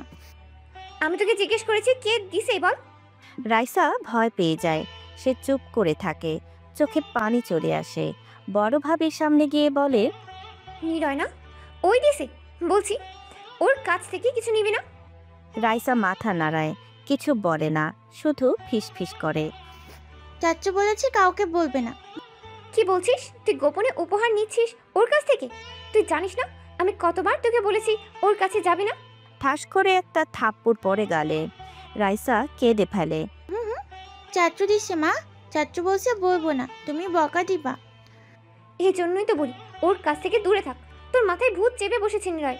ঠিক তখন দরজার বাইরে দাঁড়িয়ে নিলয় ভেতরের কথা সব শুনে ফেলে। চোখে জল চলে আসে, কিন্তু সে নিজেকে সামলায়, চুপচাপ সরে যায়। নিজের রুমে গিয়ে দরজা বন্ধ করে দেয়। ল্যাপটপ খুলে নিওনেক্সটের লগ ইন করে। নতুন message. Mr. N, International Investor Meeting has been preponed to tonight, 11 p.m. Your voice, your vision, world is watching. Niloy চোখ বন্ধ করে। এক ফোঁটা অশ্রু গড়িয়ে পড়ে তার ফিসফিসানি। তুই কথা রাখলি না রে বুঝছি। তোরা ভয় পায় এমন একটা সম্পর্ক? সে রাতে বাড়ির ছাদে দাঁড়িয়ে চাঁদের দিকে তাকিয়ে থাকে নিলয়। হঠাৎ পেছন থেকে মেজু ভাবির গলা। সব কিছু তুই একাই সহ্য করিস কিভাবে রে নিলয়? সকাল 11টা। রাইসার রুম থেকে বেরিয়ে বড় ভাবির মুখ আগুনের মতো লাল। সে একদম নিচতলার বসার ঘরে এসে চিৎকার করে উঠল, এই নিলয়, কোথায় তুই? নিচে আয়।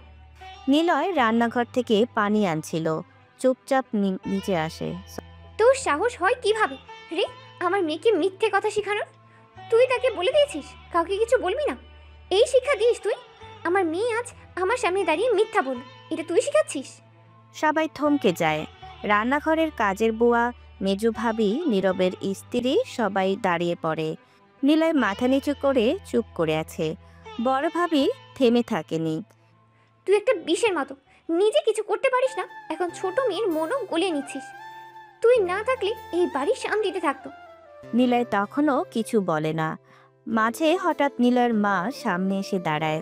তুই কি জানিস তুই কাকে নিয়ে এভাবে কথা বলছিস? সে তোরই দেবর, তোর মেয়েকে ভালোবাসে বলেই একটা উপহার দিয়েছে। ভালোবাসা সেটা গোপন করে দিতে হয়। কে বলছে কাউকে না বলতে? আজ তো ছোট কথা শেখাচ্ছে, কাল কি শেখাবে? তখন মেজু ভাবি ধীরে বলে, তোমার মনে থাকলে কাল রাতে তুমিই তো ওকে মেরেছিলে, শুধু চাচুর সাথে খেলতে গেছে বলে। আজ সে ভয় পেয়েই বলেছে কাউকে বলবে না। তাতে দোষ নিলয় না, তোমার। তুমি তো সব সময় নিলয়ের পক্ষ না, তোমার চোখে তো ফেরেশতা। তোমরা চাও সবাই ওকে পিঠে করে ঘুরাক। এই চিৎকারের মাঝেই দরজার পাশ দিয়ে আকাশ ঢুকলো, সব শুনল। কিছু না বলে তাকিয়ে রইল নিলয়ের দিকে। নিলয়ের মুখে এখনো কোনো উত্তর নেই, শুধু চোখ দুটো ফাঁকা, নিঃশব্দ। রাতে নিলয় রুমে একা বসে ল্যাপটপে নিওনেক্সট ওপেন করে। মিটিং শুরু হবে 11টায়। Mr. N, we are live with 4 investors from 3 countries. Please be ready.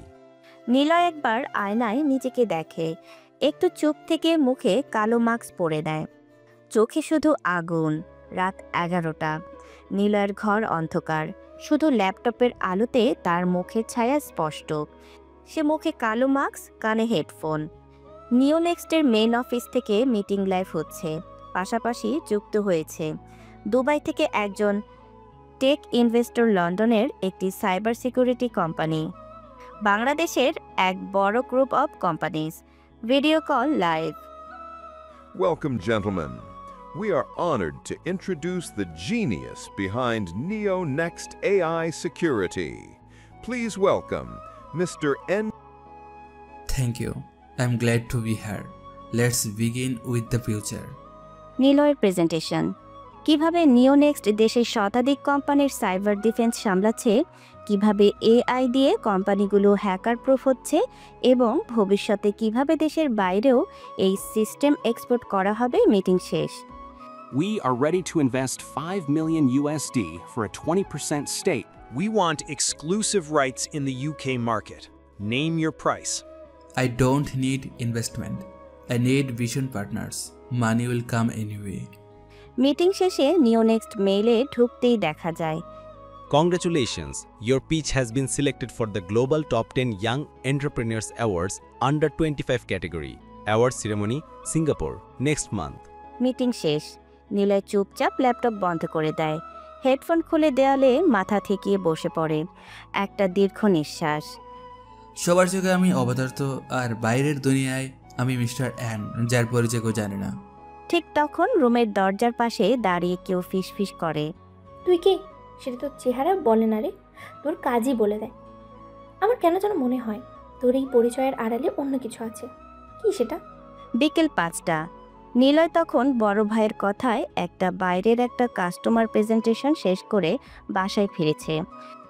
রুমে ঢুকে 1 কাপ পানি খেয়ে নিজের রুমে চলে যায়। তখনই ঘরে ঢুকলো বড় ভাই আকাশ, রাগে গরম, মুখ থমথমে। এইটা কি কথা? তুই আমাদের ক্লায়েন্টের সাথে বেয়াদবি করেছিস? তুই নাকি ওদের বলেছিস আমি সঠিক হিসাব দিই না? তুই কে রে এসব বলার? ভাই আমি কারো কাছে কিছু বলিনি, কাস্টমার নিজে প্রশ্ন করেছিল, আমি শুধু। বড় ভাবে এসে জ্বালানিতে আগুন ঢালে। তুমি ভাইয়ের পিছনে লাগছো আগে থেকে, ওকে নিচে নামানোর জন্য এখন বাইরে গিয়ে আমাদের সম্মান নষ্ট করছো। নীরবে সে যোগ দেয়, আকাশ ভাই ঠিকই বলেছে।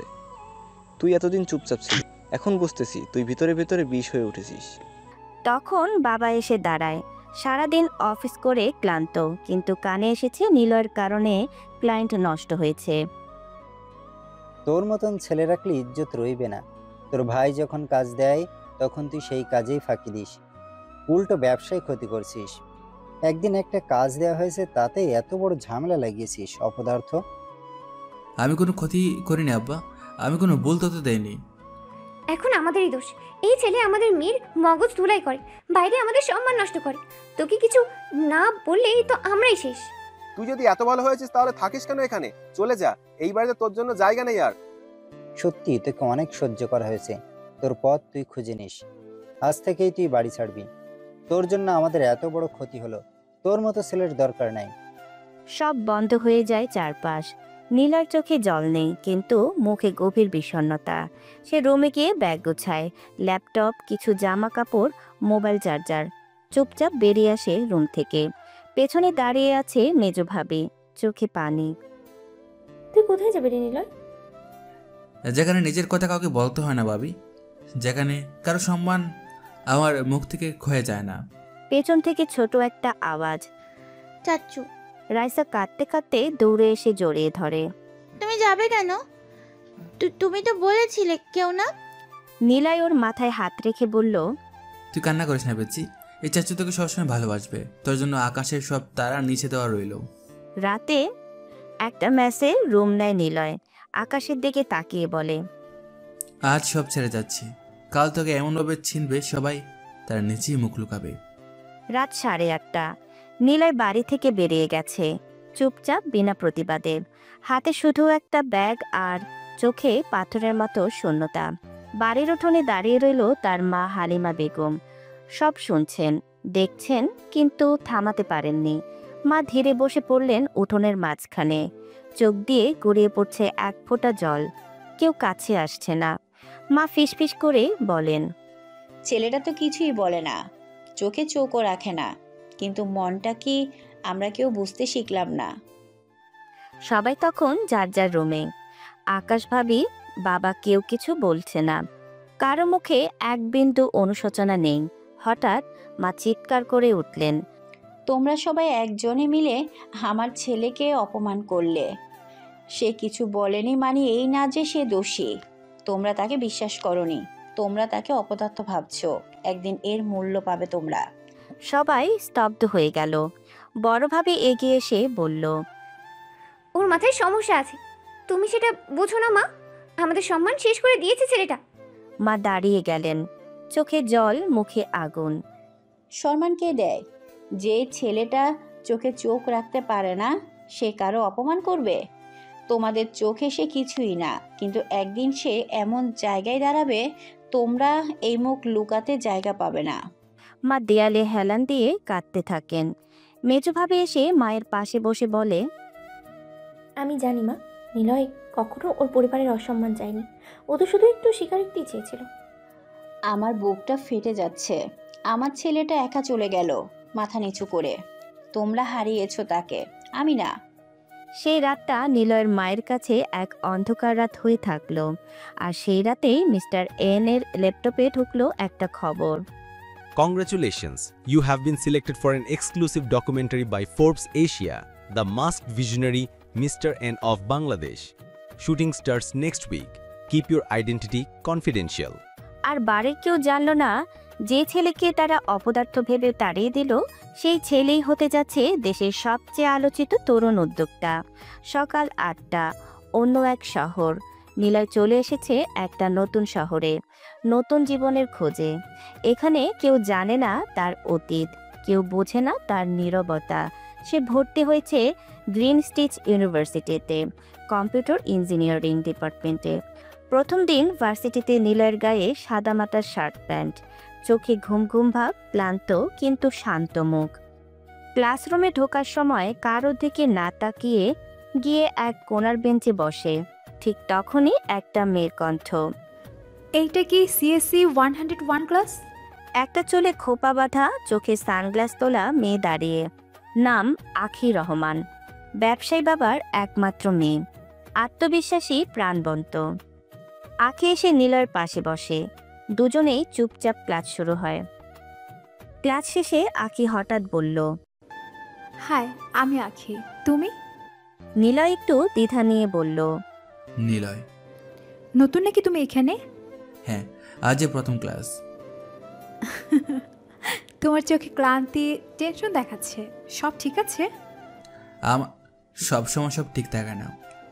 তুমি কোথা থেকে আসছো? বাড়ি কোথায়? নিলয় একটু চুপ করে থাকে, তারপর শান্ত গলায় বলে, আমার কেউ নেই, যারা ছিল তারা এখন আর সাথে নেই। আখি একটু অবাক হয়, কিন্তু মুখে কিছু না বলে শুধু বলে, ভালোবাসা পেলে মানুষ পাশে থাকে, না পেলে হারিয়ে যায়। তুমি চাইলে আমি তোমার পাশে থাকতে পারি। নিলয় কিছু বলে না, শুধু বলে, থাকো, কিন্তু কিছু জানতে চেও না। আখির বাবা একজন বড় ব্যবসায়ী, রিমান ট্রেন্ডিং কর্পোরেশনের মালিক, কয়েকটা বড় প্রজেক্টের ইনভেস্টরও তিনি। তবে আখি সেটা নিয়ে গর্ব করে না। সে নিজের পরিচয় নিজেকে চেনাতে চায়। রাতে নিলয় রুমে ফিরে ল্যাপটপ অন করে। নিওনেক্সটের নতুন প্রজেক্ট কাজ শুরু। মনটা একটু ব্যাকুল। আখির চোখের কথা বারবার মনে পড়ছে। তুমি চাইলে আমি তোমার পাশে থাকতে পারি। হঠাৎ ফোনে মেসেজ আসে, Mr. N, your Forbes interview is scheduled this Friday. Location, Dhaka. Identity must remain hidden. Niloy মোবাইলটা পাশে রাখে। একবার আয়নার দিকে তাকিয়ে নিজেকে বলে, তারাও তো জানে না কে আমি, কিন্তু একদিন সব জানবে। পরের দিন গ্রিন টিচ ইউনিভার্সিটি। নিলয় যথারীতি ক্লাসে আগে এসে বসে আছে। আজ তার চোখে কিছুটা প্রশান্তি। গতকালের আখির কথা যেন মনে রয়ে গেছে। তুমি চাইলে আমি তোমার পাশে থাকতে পারি। তখনই আখি এসে ক্লাসরুমে ঢোকে। সে আজ একটু অন্যরকম ফ্রেশ লাগছে। হালকা ব্লু কুর্তি, খোলা চুল, মুখে প্রাণবন্ত হাসি। সে সরাসরি নিলয়ের পাশে এসে বসে। Good morning mister silent. Good morning. Class শেষে আখি বলে, চলো একটু ক্যাম্পাসে ঘুরি, আমি তোমার সঙ্গে একটু গল্প করতে চাই। দুজন হাঁটতে শুরু করে। ক্যাম্পাসের পাশে একটা সাইলেন্ট কর্নারে এসে বসে। তুমি এত চুপচাপ কেন? তুমি কি কাউকে বিশ্বাস করতে পারো না? বিশ্বাস একবার হারালে আর সহজে ফেরে না। আখি কিছুক্ষণ চুপ করে, তারপর সত্যি মন থেকে বলে, শোনো নিলয়, তুমি যদি চাও তাহলে আমরা বন্ধু হতে পারি। তুমি তোমার সকল সুবিধা অসুবিধা, কষ্ট দুঃখ সব আমার সাথে শেয়ার করতে পারো। আমি বড়লোক ঘরের মেয়ে ঠিকই, কিন্তু অহংকারী না। আমি সত্যি কাউকে আপন করে নিতে পারি, আর আমি কাউকে ছোট করে দেখি না। নিলয় চুপ করে শুনতে থাকে। প্রথমবারের মতো কেউ তাকে এমন করে বলেছে। তোমার কষ্টগুলো আমার সাথে ভাগ করে নাও। তার ঠোঁটে হালকা হাসি ফুটে ওঠে। তুমি জানো কি, তোমার এই কথাগুলো আমি অনেক দিন পর শুনলাম। কেউ এমন করে বলেনি কখনো। ক্যাম্পাসে হালকা বাতাস বয়ে যায়। আখি হেসে বলে, তাহলে ঠিক হলো, আমরা এখন অফিসিয়ালি বন্ধু। শুরু থেকে বলছি, আমি বেশ ভালো বন্ধু হতে পারি। তুমি কেবল নিজের দরজা খুলে দাও। দরজা হয়তো খুলবো, কিন্তু জানালায় পর্দা থাকবে, চেষ্টা করব সরাতে। রাতে নিলয় তার রুমে বসে নিওনেক্সটের কনফারেন্স প্রেজেন্টেশনে কাজ করছে, কিন্তু বারবার মন ছুটে যাচ্ছে দুপুরের কথাগুলোর দিকে। তুমি চাইলে আমি পাশে থাকবো, আমি অহংকারী না, বন্ধু হতে চাই। আখি হঠাৎ মেসেজ করে, খেয়েছো তো? তুমি পড়ার ভিতরে ডুবে থেকো, কিন্তু নিজের যত্ন নিও। নিলয় ফোনের দিকে তাকিয়ে হালকা হাসে, কিছু না লিখেই ফোনটা রাখে, কিন্তু মনেই মনে ভাবে তুমি সত্যি আলাদা আঁকি। আখি আর নিলয় ক্যাফেটেরিয়ার এক কোণে বসে হালকা গল্প করছে। নিলয়ের হাতে একটা পুরনো বই, আখি মোবাইল রেখে তার দিকে মনোযোগ দিয়ে কথা শুনছে। ঠিক তখনই আখির বান্ধবী রিমি এসে হাজির। আখি, এদিকে আয় তো 1 মিনিট। আখি একটু অবাক হয়ে উঠে যায়। রিমি তাকে একটু আড়ালে নিয়ে বলে, তুই কি মাথা খারাপ করে ফেলেছিস? এই নিলয় ছেলের সাথে তোটা ক্লোজ কেন হচ্ছিস? ছেলেটাকে দেখেছিস? জামা কাপড় সব 5 বছর আগের মতো, কোনো স্টাইল নেই, কোনো সোশ্যাল স্ট্যাটাস না। তুই রহমান সাহেবের মেয়ে, একটা নাম আছে তোর, আর তুই এই খ্যাত স্টাইলের ছেলের সঙ্গে বসে গল্প করছিস। আখি প্রথমে চুপ থাকে, তারপর চোখ তুলে রিমির দিকে তাকিয়ে শান্ত গলায় বলে, রিমি, তোকে একটা কথা বলি, মানুষকে জামা কাপড় দিয়ে চিনতে যাস না। নিলয় অনেক ভালো একজন মানুষ, তার মতো সহানুভূতিশীল, ভদ্র, শান্ত, সম্মানদায়ক মানুষ আজকাল খুব কম দেখা যায়। তোর চোখ শুধু তার প্যান্ট শার্ট পর্যন্ত যায়, আমার চোখ তার মন পর্যন্ত যায়।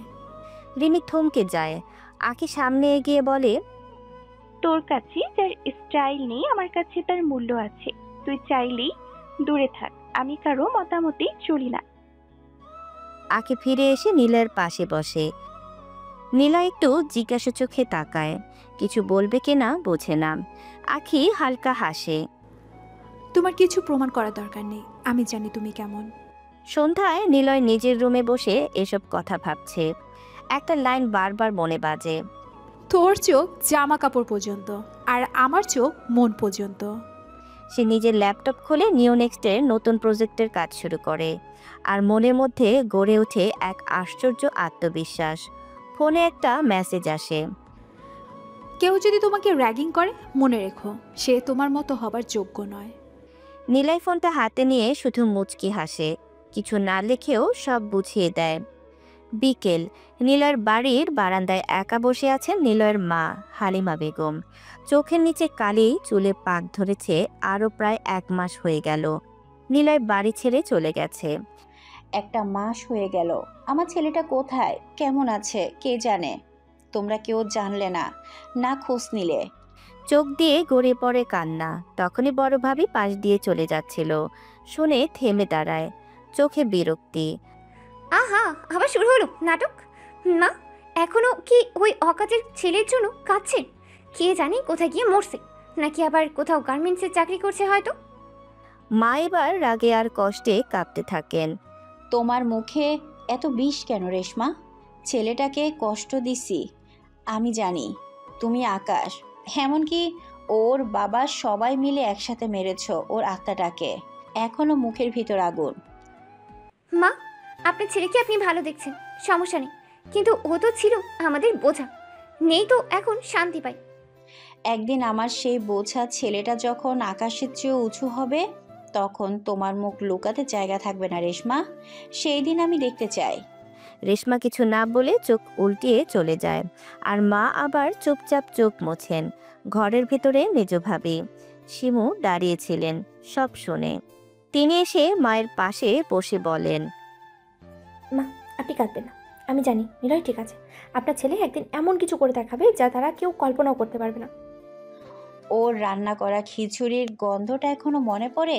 ও বলতো, মা আজ তোমার জন্য রান্না করলাম। আরেক ফোঁটা অশ্রু ঝরে। অন্যদিকে ঢাকার এক হোটেলের কনফারেন্স রুমে মিস্টার এন বসে আছে স্যুট প্যান্ট পরে, মাস্ক মুখে। ফরবেসের টিম ইন্টারভিউ নিচ্ছে। সবাই অবাক, বাংলাদেশের এই তরুণ রহস্যময় বিজনেসম্যান এত কম সময়ে কিভাবে এমন সফল। ক্যামেরা ফ্ল্যাশ চলছে, কিন্তু মিস্টার এন এর চোখে কেবল ভেসে ওঠে মায়ের মুখ, তার রান্নাঘর, আর সেই বারান্দা যেখানে আজও মা দাঁড়িয়ে থাকে। গ্রিনটেজ ইউনিভার্সিটি। দুপুরে ক্লাস শেষে ক্যাম্পাসের সাইড গার্ডেনে বসে আখি আর নিলয়। আখি তার হাতে একটা স্ন্যাক্সের প্যাকেট ধরিয়ে দেয় নিলয়ের দিকে। খাও তো, দুপুরে কি খেয়েছো? আজ আর খাওয়া হয়নি। কেন? তোমার তো কেউ নেই বলেছ, তাহলে তুমি পড়াশোনা চালাও কিভাবে? ভাড়া, খাওয়া, কাপড় সব খরচ তো আছে, এই ব্যয় চালাও তুমি কিভাবে? কাজ করো নাকি? কিছুক্ষণ নিলয় চুপ করে থাকে। তার চোখের সামনে ভেসে ওঠে বড় ভাবির অপমান, ভাইদের কথার ঘা, ঘরের কোণ থেকে গোপনে বিজনেস সামলানো, রাত এখানকার মিস্টার এন হওয়া, সেই অসংখ্য রাতের না ঘুমানো ক্লান্তি। কিন্তু সে কিছুতেই বলতে চায় না সে মিস্টার এন, দেশের টপ ইয়াং বিজনেসম্যান। হ্যাঁ, কিছু টিউশনি করি, সে টাকা দিয়েই চলে যায়। আখি বিস্ময়ে তাকিয়ে থাকে তার দিকে। তুমি এত সহজ করে বললে, জীবনটা তুমি কতটা কঠিন করে পার করো সেটা আমি কল্পনা করতে পারছি না। আখি একটু থেমে বলে, তুমি জানো নিলয়, আমার মতো মানুষেরা টাকার অভাবে কষ্ট কি বোঝে না, কিন্তু তুমি আমাকে বুঝিয়ে দিয়েছ টাকা ছাড়া আত্মসম্মান নিয়েও মানুষ বাঁচে। তোমার প্রতি আমার শ্রদ্ধা আরও বেড়ে গেল। নীলার চোখে জল আসতে চাইল, কিন্তু সে চাপা দেয়। সে শুধু বলে, সবকিছু সবাইকে বলা যায় না কি, কিছু কিছু সত্য চাপা থাকাই ভালো। রাতে নিলয় একা রুমে মিটিং চলছে জমে। তার সামনে বহু ডলার দামের প্রজেক্ট সাইনিং হচ্ছে। অন্যদিকে নিলয় ক্লান্ত চোখে ক্যামেরায় মুখ না দেখিয়ে শুধু গলার আওয়াজে মিটিং শেষ করছে। তার মনে বাজে আখির সেই স্বপ্ন। তুমি চলো কিভাবে? আর তার নিজের জবাব, টিউশনি করি। একটা মিষ্টি মিথ্যে, যাতে গোপন সত্যটা রক্ষা পায়। কয়েকদিন পরে প্রফেসর কাশফি হালকা হাসি নিয়ে নিলয়ের দিকে তাকিয়ে বললেন, নিলয়, তোমার রেজাল্ট দেখে আমি সত্যি অবাক হয়েছি। না, শুধু অবাক না, গর্বিত। আমি জানি তুমি একটা পার্ট টাইম কাজ করো, দিনের অনেকটা সময় তোমার চলে যায় সেখানে, তবুও তুমি কখনো ক্লাস মিস করো না, কোনো অ্যাসাইনমেন্ট ফেলে রাখো না, বরং সব সময় মতো জমা দাও। তিনি চেয়ারটা একটু পেছনে ঠেলে ভর দিয়ে বসলেন। আমাদের ভার্সিটিতে অনেক ছাত্র আছে যাদের হাতে প্রচুর সময়, শুধু পড়াশোনাই তাদের কাজ, কিন্তু তাদের মাঝে খুব কমই মানুষই তোমার মতো এতটা ডিসিপ্লিনড, এতটা ফোকাসড। তুমি জানো, কখনো কখনো আমি ভাবি তুমি কিভাবে পারো এই ভারসাম্যটা রাখতে। নিলয় মাথা নিচু করে একটা ছোট হাসি দিল। প্রফেসর আবার বললেন, এটা শুধু ভালো রেজাল্ট করার কথা না, এটা আত্মনিয়ন্ত্রণ, অধ্যবসায় আর দায়বদ্ধতার কথা। তুমি নিজের প্রতি, নিজের ভবিষ্যতের প্রতি যেরকম দায়বদ্ধ সেটা খুব স্পষ্ট, আর এটা দেখেই আমি সবচেয়ে বেশি মুগ্ধ হই। তুমি জানো, আমি অনেক বছর পড়াচ্ছি, অনেক মেধাবী ছাত্রছাত্রী পেয়েছি, কিন্তু তোমার মতো যারা নিজেদের বাস্তব জীবনের চ্যালেঞ্জ পেরিয়ে এতটা দূর আসে, তাদের আমি আলাদাভাবে সম্মান করি। তুমি নিজে যে কাজ করো সেটা তোমাকে পরিণত করেছে। বাস্তব জীবনকে যেভাবে তুমি মোকাবেলা করো সেটা তোমার পড়াশোনায়ও প্রতিফলিত হয়। তুমি কিভাবে এত কিছু সামলে এত ভালো রেজাল্ট করো সেটা সত্যি আমার কাছে একরকম রহস্যের মতো। কিন্তু এতটুকু বলতে পারি, তোমার এই পরিশ্রম, এই মাটির কাছাকাছি থাকা মনোভাব তোমার জীবনকে অনেক দূর পর্যন্ত নিয়ে যাবে। তোমার জন্য আমি সত্যি গর্বিত নিলয়। নিলয়, স্যার তোমার এত প্রশংসা করলো, শুনে তোমার কেমন লাগছে বলো তো? জীবনে তো শুধু মানুষের কথা শুনেই কাটিয়ে দিলাম আমাকে। কখনো কেউ বলেছে এটা পারবি না, কেউ বলেছে সময় নষ্ট করিস, কেউ আবার হাসছে পেছনে দাঁড়িয়ে। প্রশংসা তো সবারই ভালো লাগে, কিন্তু আমি বলবো স্যারের মুখে এই কথাটা শোনা আলাদা কিছু। মনে হচ্ছে সব কষ্ট যেন এক মুহূর্তে একটু হালকা হয়ে গেল। তোমার এই লড়াইটা কাছ থেকে না দেখলে কেউ বুঝতেও পারতো না নিলয়। তুমি সত্যি ডিজার্ভ করো এই প্রশংসা। ধন্যবাদ আখি। মাঝে মাঝে শুধু কেউ পাশে দাঁড়িয়ে বললেই তুই পারিস, সেটা অনেক বড় শক্তি হয়ে যায়। ক্যাম্পাসের দুপুরটা আজ একটু অন্যরকম। সাধারণত এই সময়টায় সবাই নিজেদের মতো ব্যস্ত থাকে। কেউ ক্যান্টিনে, কেউ লাইব্রেরির সিঁড়িতে বসে আড্ডায় মগ্ন। কিন্তু আজ অনেকের নজর পড়েছে একজনের দিকে, নিলয়। সকলেই ক্লাসে প্রফেসর কাশফির কথা যেন আগুনের মতো ছড়িয়ে পড়ছে পুরো ডিপার্টমেন্টে। নিলয় যেভাবে নিজের কাজ, দায়িত্ব আর পড়াশোনা একসাথে সামলেছে সেটা শিক্ষণীয়। ওকে দেখে আমার বিশ্বাস হয় সত্যিকারের চেষ্টা কখনো বৃথা যায় না। এই প্রশংসা যেন নিলয়ের হঠাৎ করেই একটা আলাদা জায়গায় নিয়ে গেল। এতদিন যে ছেলেটা চুপচাপ একা নিজের মতো থাকতো, হাত গুটিয়ে ক্লাসে বসতো, আজ তাকে ঘিরে কেমন একটা ভিড় জমেছে। ক্যাম্পাসের লাইব্রেরির সামনের মাঠে নিলয় বেঞ্চে বসে বইয়ের পাতা উল্টাচ্ছে। ঘামে ভেজা শার্ট, চোখে হালকা ক্লান্তি, কিন্তু মুখে তৃপ্তির ছাপ। হঠাৎ তিনজন ছেলে এগিয়ে এলো তার দিকে, রহিম, তানভীর এবং আশিক। এর আগে তারা নিলয়ের সঙ্গে খুব একটা কথা বলেনি, এমনকি কোনো ক্লাসে তার পাশে বসাও হয়নি। এ নিলয় ভাই, এক্সাম ফার্স্ট হইছ না? একেবারে সাইলেন্ট কিলার, আমরা ভাবতেই পারিনি। একটু সময় দিবা, কিছু নোট নিয়ে কনফিউজড আছি। তুই তো এখন আমাদের গুরু। আহার কিরে ভাই, আগে জানলে তোর সাথে আগে থেকেই বন্ধুত্ব করতাম। নিলয় মাথা নিচু করে একবার হাসে, কিন্তু কিছু বলে না। সে বুঝতে পারছে এই হাসিগুলোর পেছনে কেমন একটা ফাঁপা ভাব আছে। ঠিক তখন আখি পাশ দিয়ে আসছিল।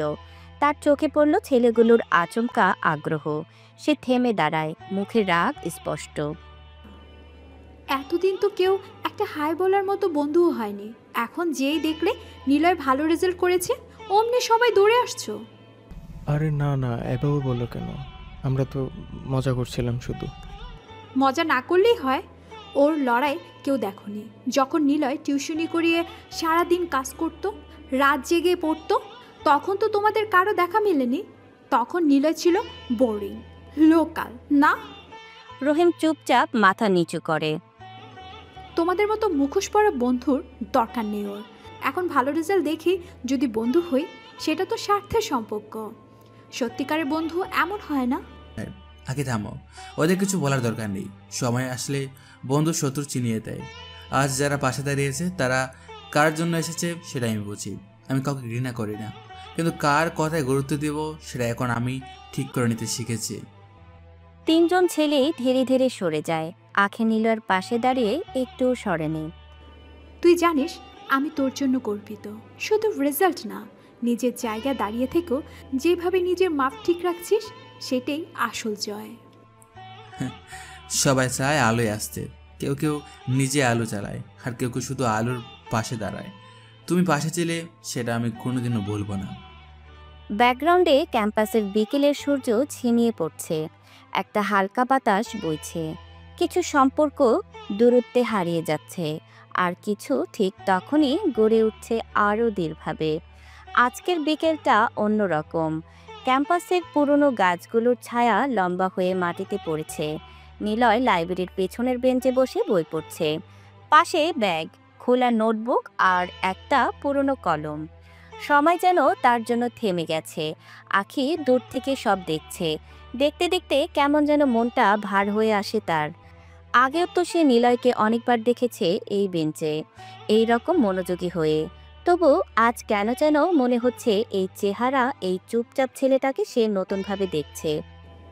নীলা আগে কেমন যেন সাদামাটা লাগতো, চুপচাপ নিজের মতো থাকতো, তেমন কিছুই বলতো না।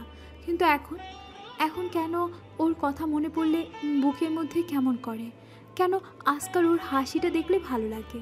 কেন রাগ হয় যখন কেউ ওর নামটা নিয়ে মজা করে? আখি জানে সে এতদিন নিলয়কে নিজের ভালো বন্ধু বলেই দেখে এসেছে। একসাথে লাইব্রেরিতে পড়া, টিফিন ভাগ করে খাওয়া, ছোট ছোট খুনসুটি সবকিছুই একটা নিখুঁত বন্ধুত্বের গল্প বলতো। কিন্তু গত কয়েকদিনে এই গল্পের ভাষা যেন পাল্টে যাচ্ছে। বিকেলে ক্লাস শেষ হওয়ার পর নিলয় আখির দিকে হেঁটে আসে। চলো আজ টুকটাক রিভিশন করে নে, কাল যে আমাদের প্রেজেন্টেশন।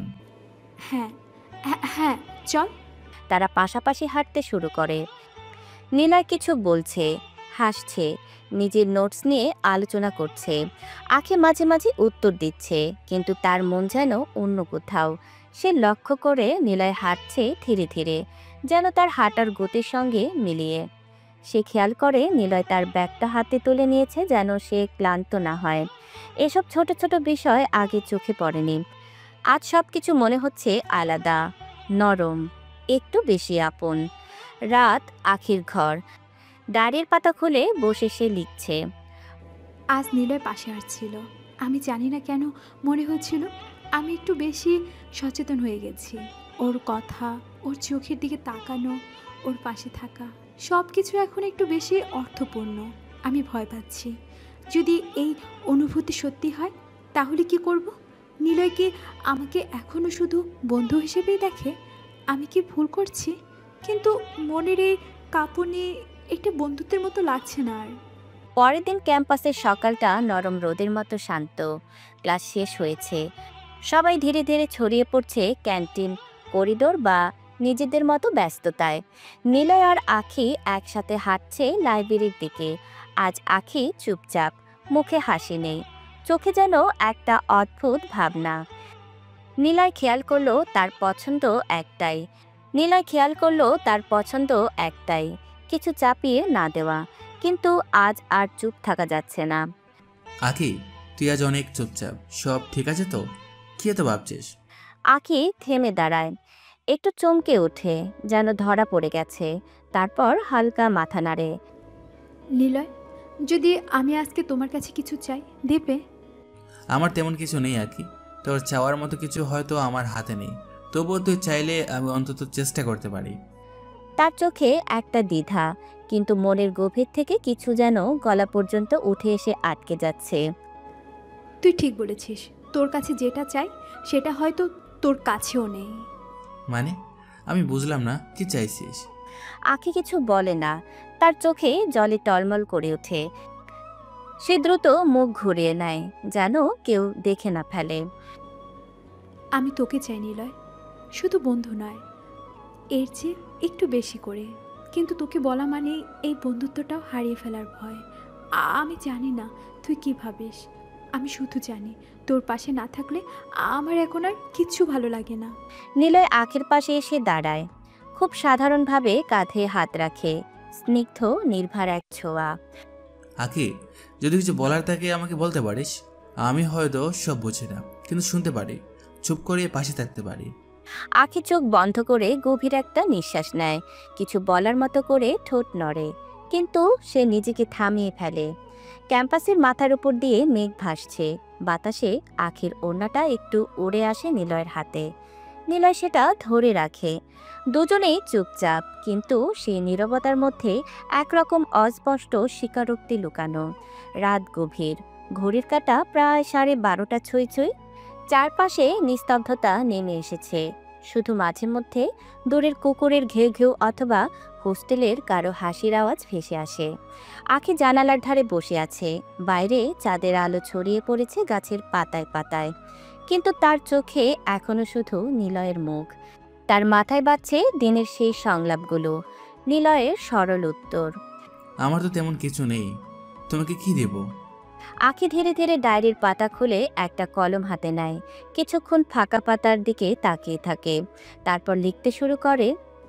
আমার হৃদয়ে যদি কোনো শব্দ থাকতো তাহলে সেটা হতো তুই। আজ আমি ভেবেছি, আর না, আমি তোকে বলবোই কাল, যা হয় হোক। আমি এই অনুভূতি আর লুকিয়ে রাখতে পারছি না। যদি তুই দূরে চলে যাস তাহলে অন্তত আমি জানবো আমি চেষ্টা করেছিলাম। যদি থাকিস তাহলে হয়তো তোর হাতটা আমি চেপে ধরতে পারবো, শুধু বন্ধুত্বের মতো নয়, একটু বেশি কিছু হয়ে। আখির চোখে জল এসে যায়, কিন্তু আজকে সেই জল ভয় থেকে নয়, সাহস থেকে। কাল বলবো, যা হয় হোক, আমি তোকে ভালোবাসি নিলয়। সে ধীরে ডায়েরির শেষ পাতায় একটা বাক্য লিখে। কাল সব কিছু বদলে যাবে, আমার কথায় আর হয়তো তার উত্তরেও। একই রাত, শহরের অন্য এক প্রান্তে একটা হাই রাইজ বিল্ডিংয়ের একটি ফ্ল্যাটে বহির্বিশ্ব জানে না ছাত্র নিলয়ের আরেকটা পরিচয় আছে। গোপনে সে গড়ে তুলেছে একটি টেক স্টার্টআপ। ক্লাসের পর কাজের ফাঁকে রাত জেগে তিল তিল করে গড়ে তুলছে নিজের রাজ্য। তার ল্যাপটপ চলছে এক ভার্চুয়াল মিটিং, স্ক্রিনে 4 জন বিদেশি বিনিয়োগকারী। Niloy, your user growth is impressive. If your next quarter's numbers match projections, we're ready to sign the deal. Thank you, but I don't want just funding. I want strategic partnership, something long term, because I'm not building a product. I am building the future of fintech in South Asia. তার চোখে ক্লান্তি নেই, আছে জেদ আর স্বপ্ন। এই ছেলেটা দিনের বেলায় সাদামাটা ছাত্র, কিন্তু রাতে এক বাঘ, নিঃশব্দে গর্জন করতে থাকা।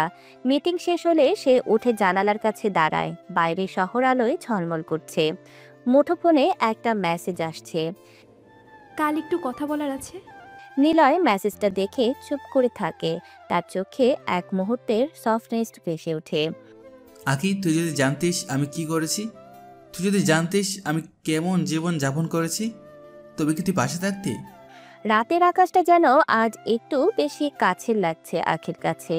জানালার ফাঁক দিয়ে চাঁদের আলো ঠিক যেন তাকে সাহস দিচ্ছে, বলে আর লুকিয়ে থেকো না। এদিকে নিলয় নিজের ডেস্কে বসে নিওনেক্সটের এক গোপন প্রজেক্ট প্রেজেন্টেশন সাজাচ্ছে। চোখে তার পরিশ্রান্ত, কিন্তু মন বারবার ডাইভার্ট হয়ে যাচ্ছে আখির দিকে। আজ আকি খুব অদ্ভুত আচরণ করেছিল। চোখে কেমন একটা কথা আটকে ছিল, কি বলবে চেয়েও থেমে গেল।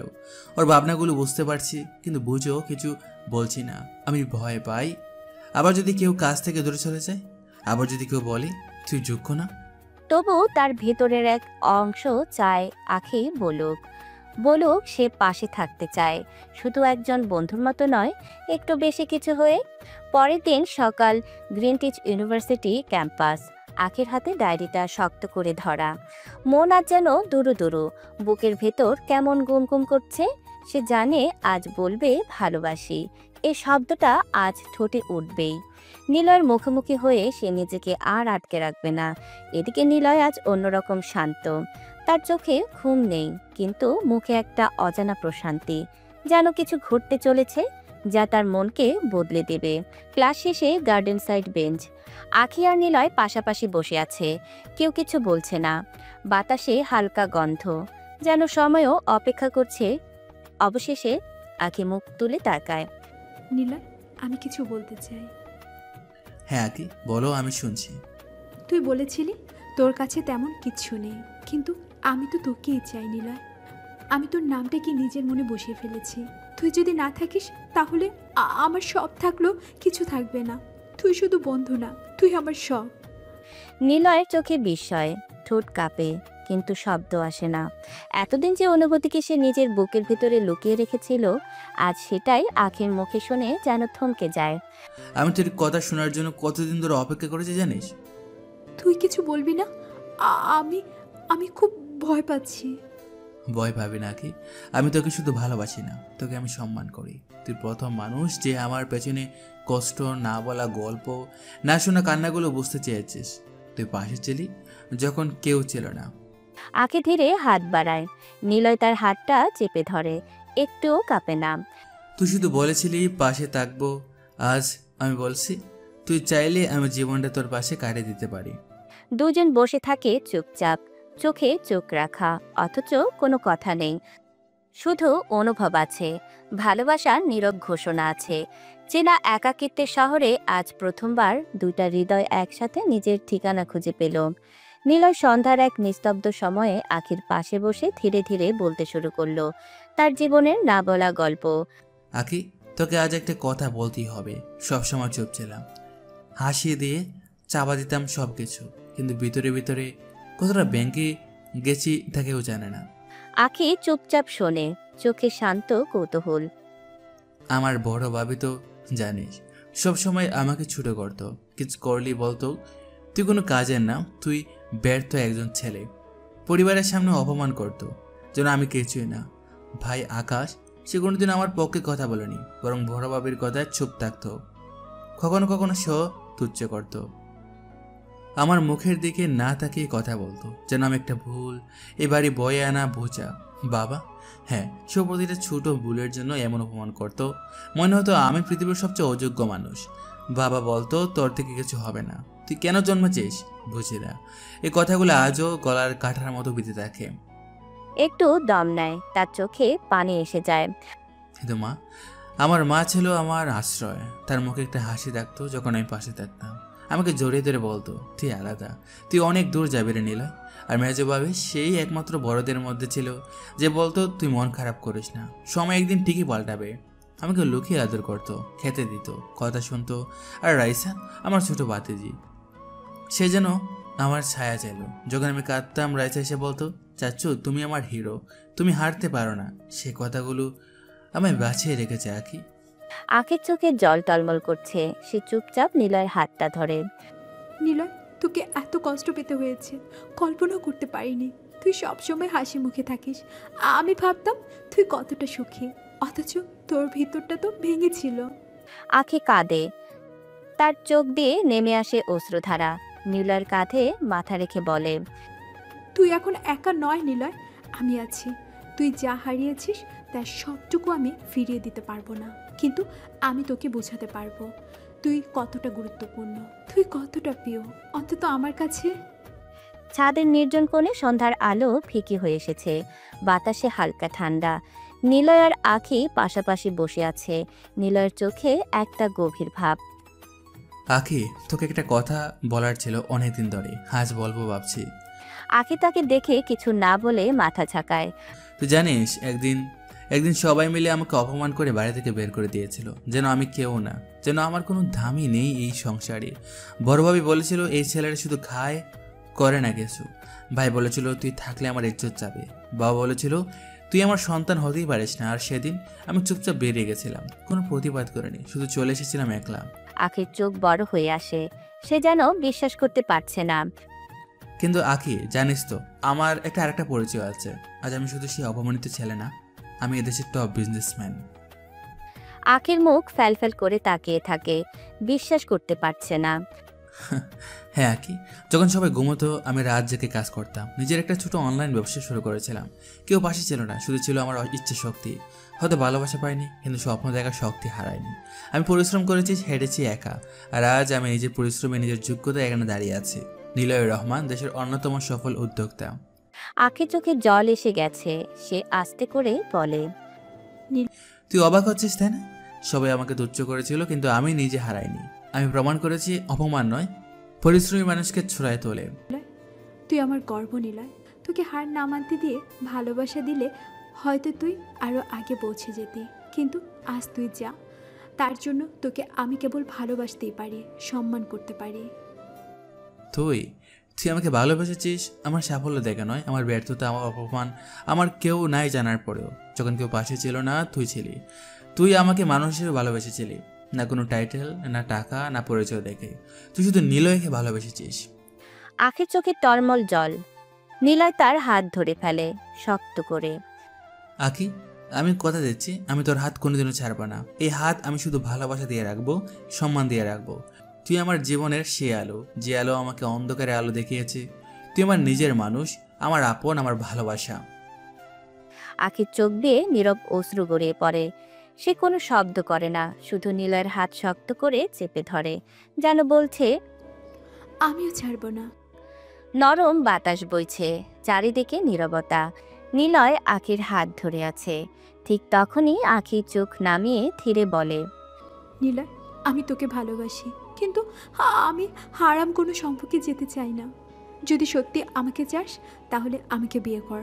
হালাল সম্পর্কে আসতে চাই আমি, সেটা আল্লাহর রহমত থাকে, পাপ না। নীলার চোখে বিস্ময়, কিন্তু সঙ্গে সাথে এক অপার শ্রদ্ধা জেগে ওঠে। সে ধীরে আঁখির চোখে তাকায়, গভীর কণ্ঠে বলে, আঁকি, আমি তোকে আরো বেশি সম্মান করি এখন। তুই ঠিক বলেছিস, ভালোবাসা যদি পবিত্র হয় তাহলে তার পথও পবিত্র হওয়া উচিত।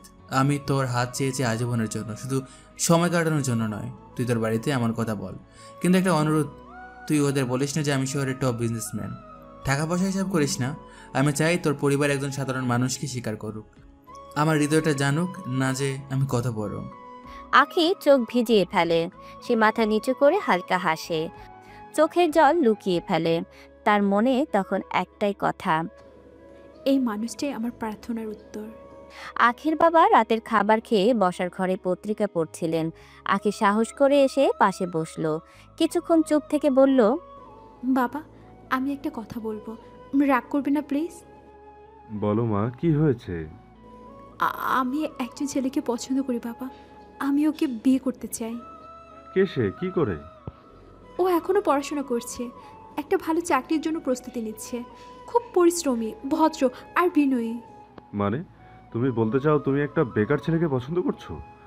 আমি এদেশের বড় ব্যবসায়ী, আমার মেয়ের পছন্দ একজন চাকরিহীন ছেলে? বাবা, আমি জানি আপনি কি বলছেন, কিন্তু একটা কথা বলি, টাকা পয়সা সবসময় থাকবে না, চেহারা স্ট্যাটাসও থাকবে না, কিন্তু একজন মানুষের চরিত্র, তার সততা, তার ভালোবাসা, এসব চিরকাল থাকে। আমি একটা ভালো মানুষকে ভালোবেসেছি বাবা, এটাই তো আসল, তাই না? আখির বাবা কিছুক্ষণ চুপ হয়ে যান, মুখটা শক্ত কিন্তু চোখে চিন্তার ছায়া। তারপর ধীরে ধীরে বলেন, তুই তো ছোট থেকেই একটু আলাদা, চিন্তায় বুঝে শুনে কথা বলিস। তুই যদি এতটা বিশ্বাস করিস তাহলে আমি ভেবে দেখবো মা। শেষ পর্যন্ত একজন মানুষ কেমন সেটাই তো সবচেয়ে গুরুত্বপূর্ণ। আখি হাসতে হাসতে বাবার হাতে হাত রাখে, চোখে জল এসে যায়, আনন্দের স্বস্তির। মনে মনে বলে, নীলয়, তুমি শুধু আমার না, আমার বাবারও মন জয় করে নিয়েছো। আখির বাড়ির ড্রয়িং রুম, সুন্দর সাজানো পরিবেশ। নিলয় সাদা শার্ট ও কালো প্যান্ট পরে ভিতরে ঢুকছে। আখির বাবা সোফায় বসে আছেন, তার সামনে এসে নিলয় সালাম করলো। আসসালামু আলাইকুম আঙ্কেল। ওয়ালাইকুম আসসালাম, বসো। নিলয় বসে পড়ল। মুহূর্ত দুয়েক নীরবতা, তারপর আখির বাবা সরাসরি বললেন, দেখো, আমার মেয়ে বড় হয়েছে একরকম বিলাসিতার মধ্যে। বাড়িতে চাকর, গাড়ি ঘুরে বেড়ানো সবই ছিল। তুমি কি ভাবো তুমি তাকে এমন জীবন দিতে পারবে? নীলয়ের মুখে একটু ভয় নেই, বরং তার চোখে দৃঢ়তা। সে শান্ত গলায় উত্তর দেয়, আঙ্কেল, সত্যি বলতে আমি জানি আমি এখন আপনার স্তরের মতো ধনী নাই, কিন্তু আমি এটাও জানি আমি আখিকে মন থেকে ভালোবাসি। ভালোবাসা থাকলে করে করে সুখ থাকে, আর টাকা দিয়ে হয়তো বড় বাড়ি কেনা যায়, কিন্তু সত্যিকারের সুখ কিনতে পারা যায় না। আমি প্রতিদিন চেষ্টা করছি নিজেকে গড়তে, আখির জন্যই আমি প্রতিদিন নিজেকে প্রমাণ করার জন্য বাঁচি। আখির বাবা চুপচাপ তাকিয়ে থাকেন নিলয়ের দিকে। তার চোখে ধীরে ধীরে কঠোরতা, নরম নয়। হঠাৎই একটা মৃদু হাসি ফুটে ওঠে ঠোঁটে। তুমি যে এইভাবে বলবে সেটা ভাবিনি। তোমার চোখে আমি সত্যতা দেখেছি। আখির জন্য এমন একজন মানুষই দরকার যে তাকে সম্মান করবে, ভালোবাসবে। আমার দোয়া রইল, বিয়ে করো আমার মেয়েকে। নীলয়ের চোখে পানি জমে যায়। অনেকক্ষণ অপমান, অনেক লড়াইয়ের পর এই সম্মানটা তার কাছে অমূল্য। ধন্যবাদ আঙ্কেল, আমি প্রতিজ্ঞা করছি আখিকে কোনোদিনও কষ্ট দেব না। একটা আলোকিত বাগান ঘেরা ওয়েডিং ভেন্যু, সাদা সোনালি থিমে সাজানো। গায়ে হলুদ ফুলের মালা মৃদু বাজছে বাঙালি প্রেমের সুর। আখি লাল সোনালি বেনারসি পরে সোনার গহনায় ঝলমল করছে। ওর মুখে লাজুক হাসি, চোখে উজ্জ্বল সুখ। নিলয় সাদা শেরওয়ানি পরে, মাথায় পাগড়ি, চোখে মুখে প্রশান্তি আর গর্ব।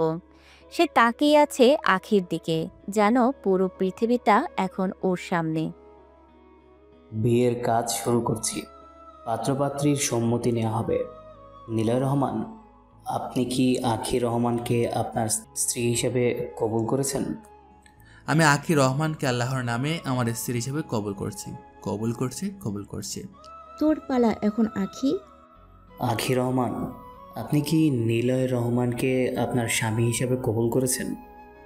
আমি নিলয়কে আল্লাহর নামে আমার স্বামী হিসেবে কবুল করছি, কবুল করছি, কবুল করছি। তালির শব্দ, সবার মুখে হাসি। নিলয় আর আখি পরস্পরের দিকে তাকায়, চোখে ভরা হাজার কথা, একটিও উচ্চারিত নয়। এক বিশাল, চোখ ধাঁধানো আধুনিক ভিলা, চারপাশে সবুজ বাগান, ঝর্ণা। গেটের পাশে নাম লেখা NNA রেসিডেন্স। সাদা গাড়ি থেমেছে গেটের সামনে। নিলয় দরজা খুলে আখির দিকে হাত বাড়ায়। চলো আখি, তোমার নতুন ঠিকানা নিয়ে যায়। আখি অবাক হয়ে চারপাশে তাকায়, চোখ বড় বড় হয়ে গেছে অবিশ্বাসে। ওর কণ্ঠ কাঁপছে বিস্ময়ে। এটা এটা কার বাড়ি নিলয়? তোমার। তোমার বাড়ি এত বড়, এত সুন্দর? বলো তো, সত্যি এটা তোমার? নাকি আমার কিছু নেই, সব আমাদের। এই বাড়িটা আমি তোমার জন্য কিনেছি। চেয়েছিলাম বিয়ের পর তুমি একটা স্বপ্নের ঘর উপহার দিতে। পছন্দ হয়েছে তো? আঁখি নিলয়ের দিকে তাকিয়ে থাকে নিঃশব্দে, চোখে জল, মুখে হাসি। ধীরে ধীরে এগিয়ে এসে নিলয়ের হাত ধরে। তুমি যে এত বড় সুখ এনে দিলে আমার জীবনে, আমি ভাষা খুঁজে পাচ্ছি না নিলয়। তুমি শুধু স্বপ্ন দেখাও না, বাস্তবেও রূপ দাও। নিলয় আঁখিকে বুকে টেনে নেয়। দুজনের মাঝখানে এক নিঃশব্দ প্রতিশ্রুতি, ভালোবাসা, বিশ্বাস আর একসাথে পথ চলার। নিলয়ের কেনা নতুন বাড়ির একটি সাজানো নরম আলোয় মোড়ানো রুম, চারপাশে সাদা পর্দা, মোমবাতির আলো, হালকা মৃদু গন্ধে ভরা বাতাস। আখি দরজায় দাঁড়িয়ে। নিলয় তার দিকে তাকিয়ে থাকে কিছুক্ষণ। আজ তোমাকে আমার পাশে পেয়ে মনে হচ্ছে আমি সব পেয়েছি আঁকি। আমি কিন্তু তোমাকে ভালোবেসেছিলাম যখন তুমি শুধু নিলয় ছিলে, এখনও তেমনি বাসি। নিলয় ধীরে এসে আখির হাত ধরে, আখির চোখে তাকিয়ে বলে, তুমি আমার জীবন বলে দিয়েছ, দুঃখে বলে সুখ এনে দিয়েছ। নিলয় ধীরে আখির কপালে একটি চুমু দেয়। আখিও চোখ বুজে নিলয়ের গালে আলতো চুমু দেয়। তারা একে অপরকে জড়িয়ে ধরে, বুকের স্পন্দন অনুভব করে। ওদের ভালোবাসা শব্দে নয়, স্পর্শে বলে সব কথা। বিয়ের রাত, নিলয় ও আখির প্রথম রাত একসাথে। রুমে মৃদু আলো, চারপাশে নীরবতা।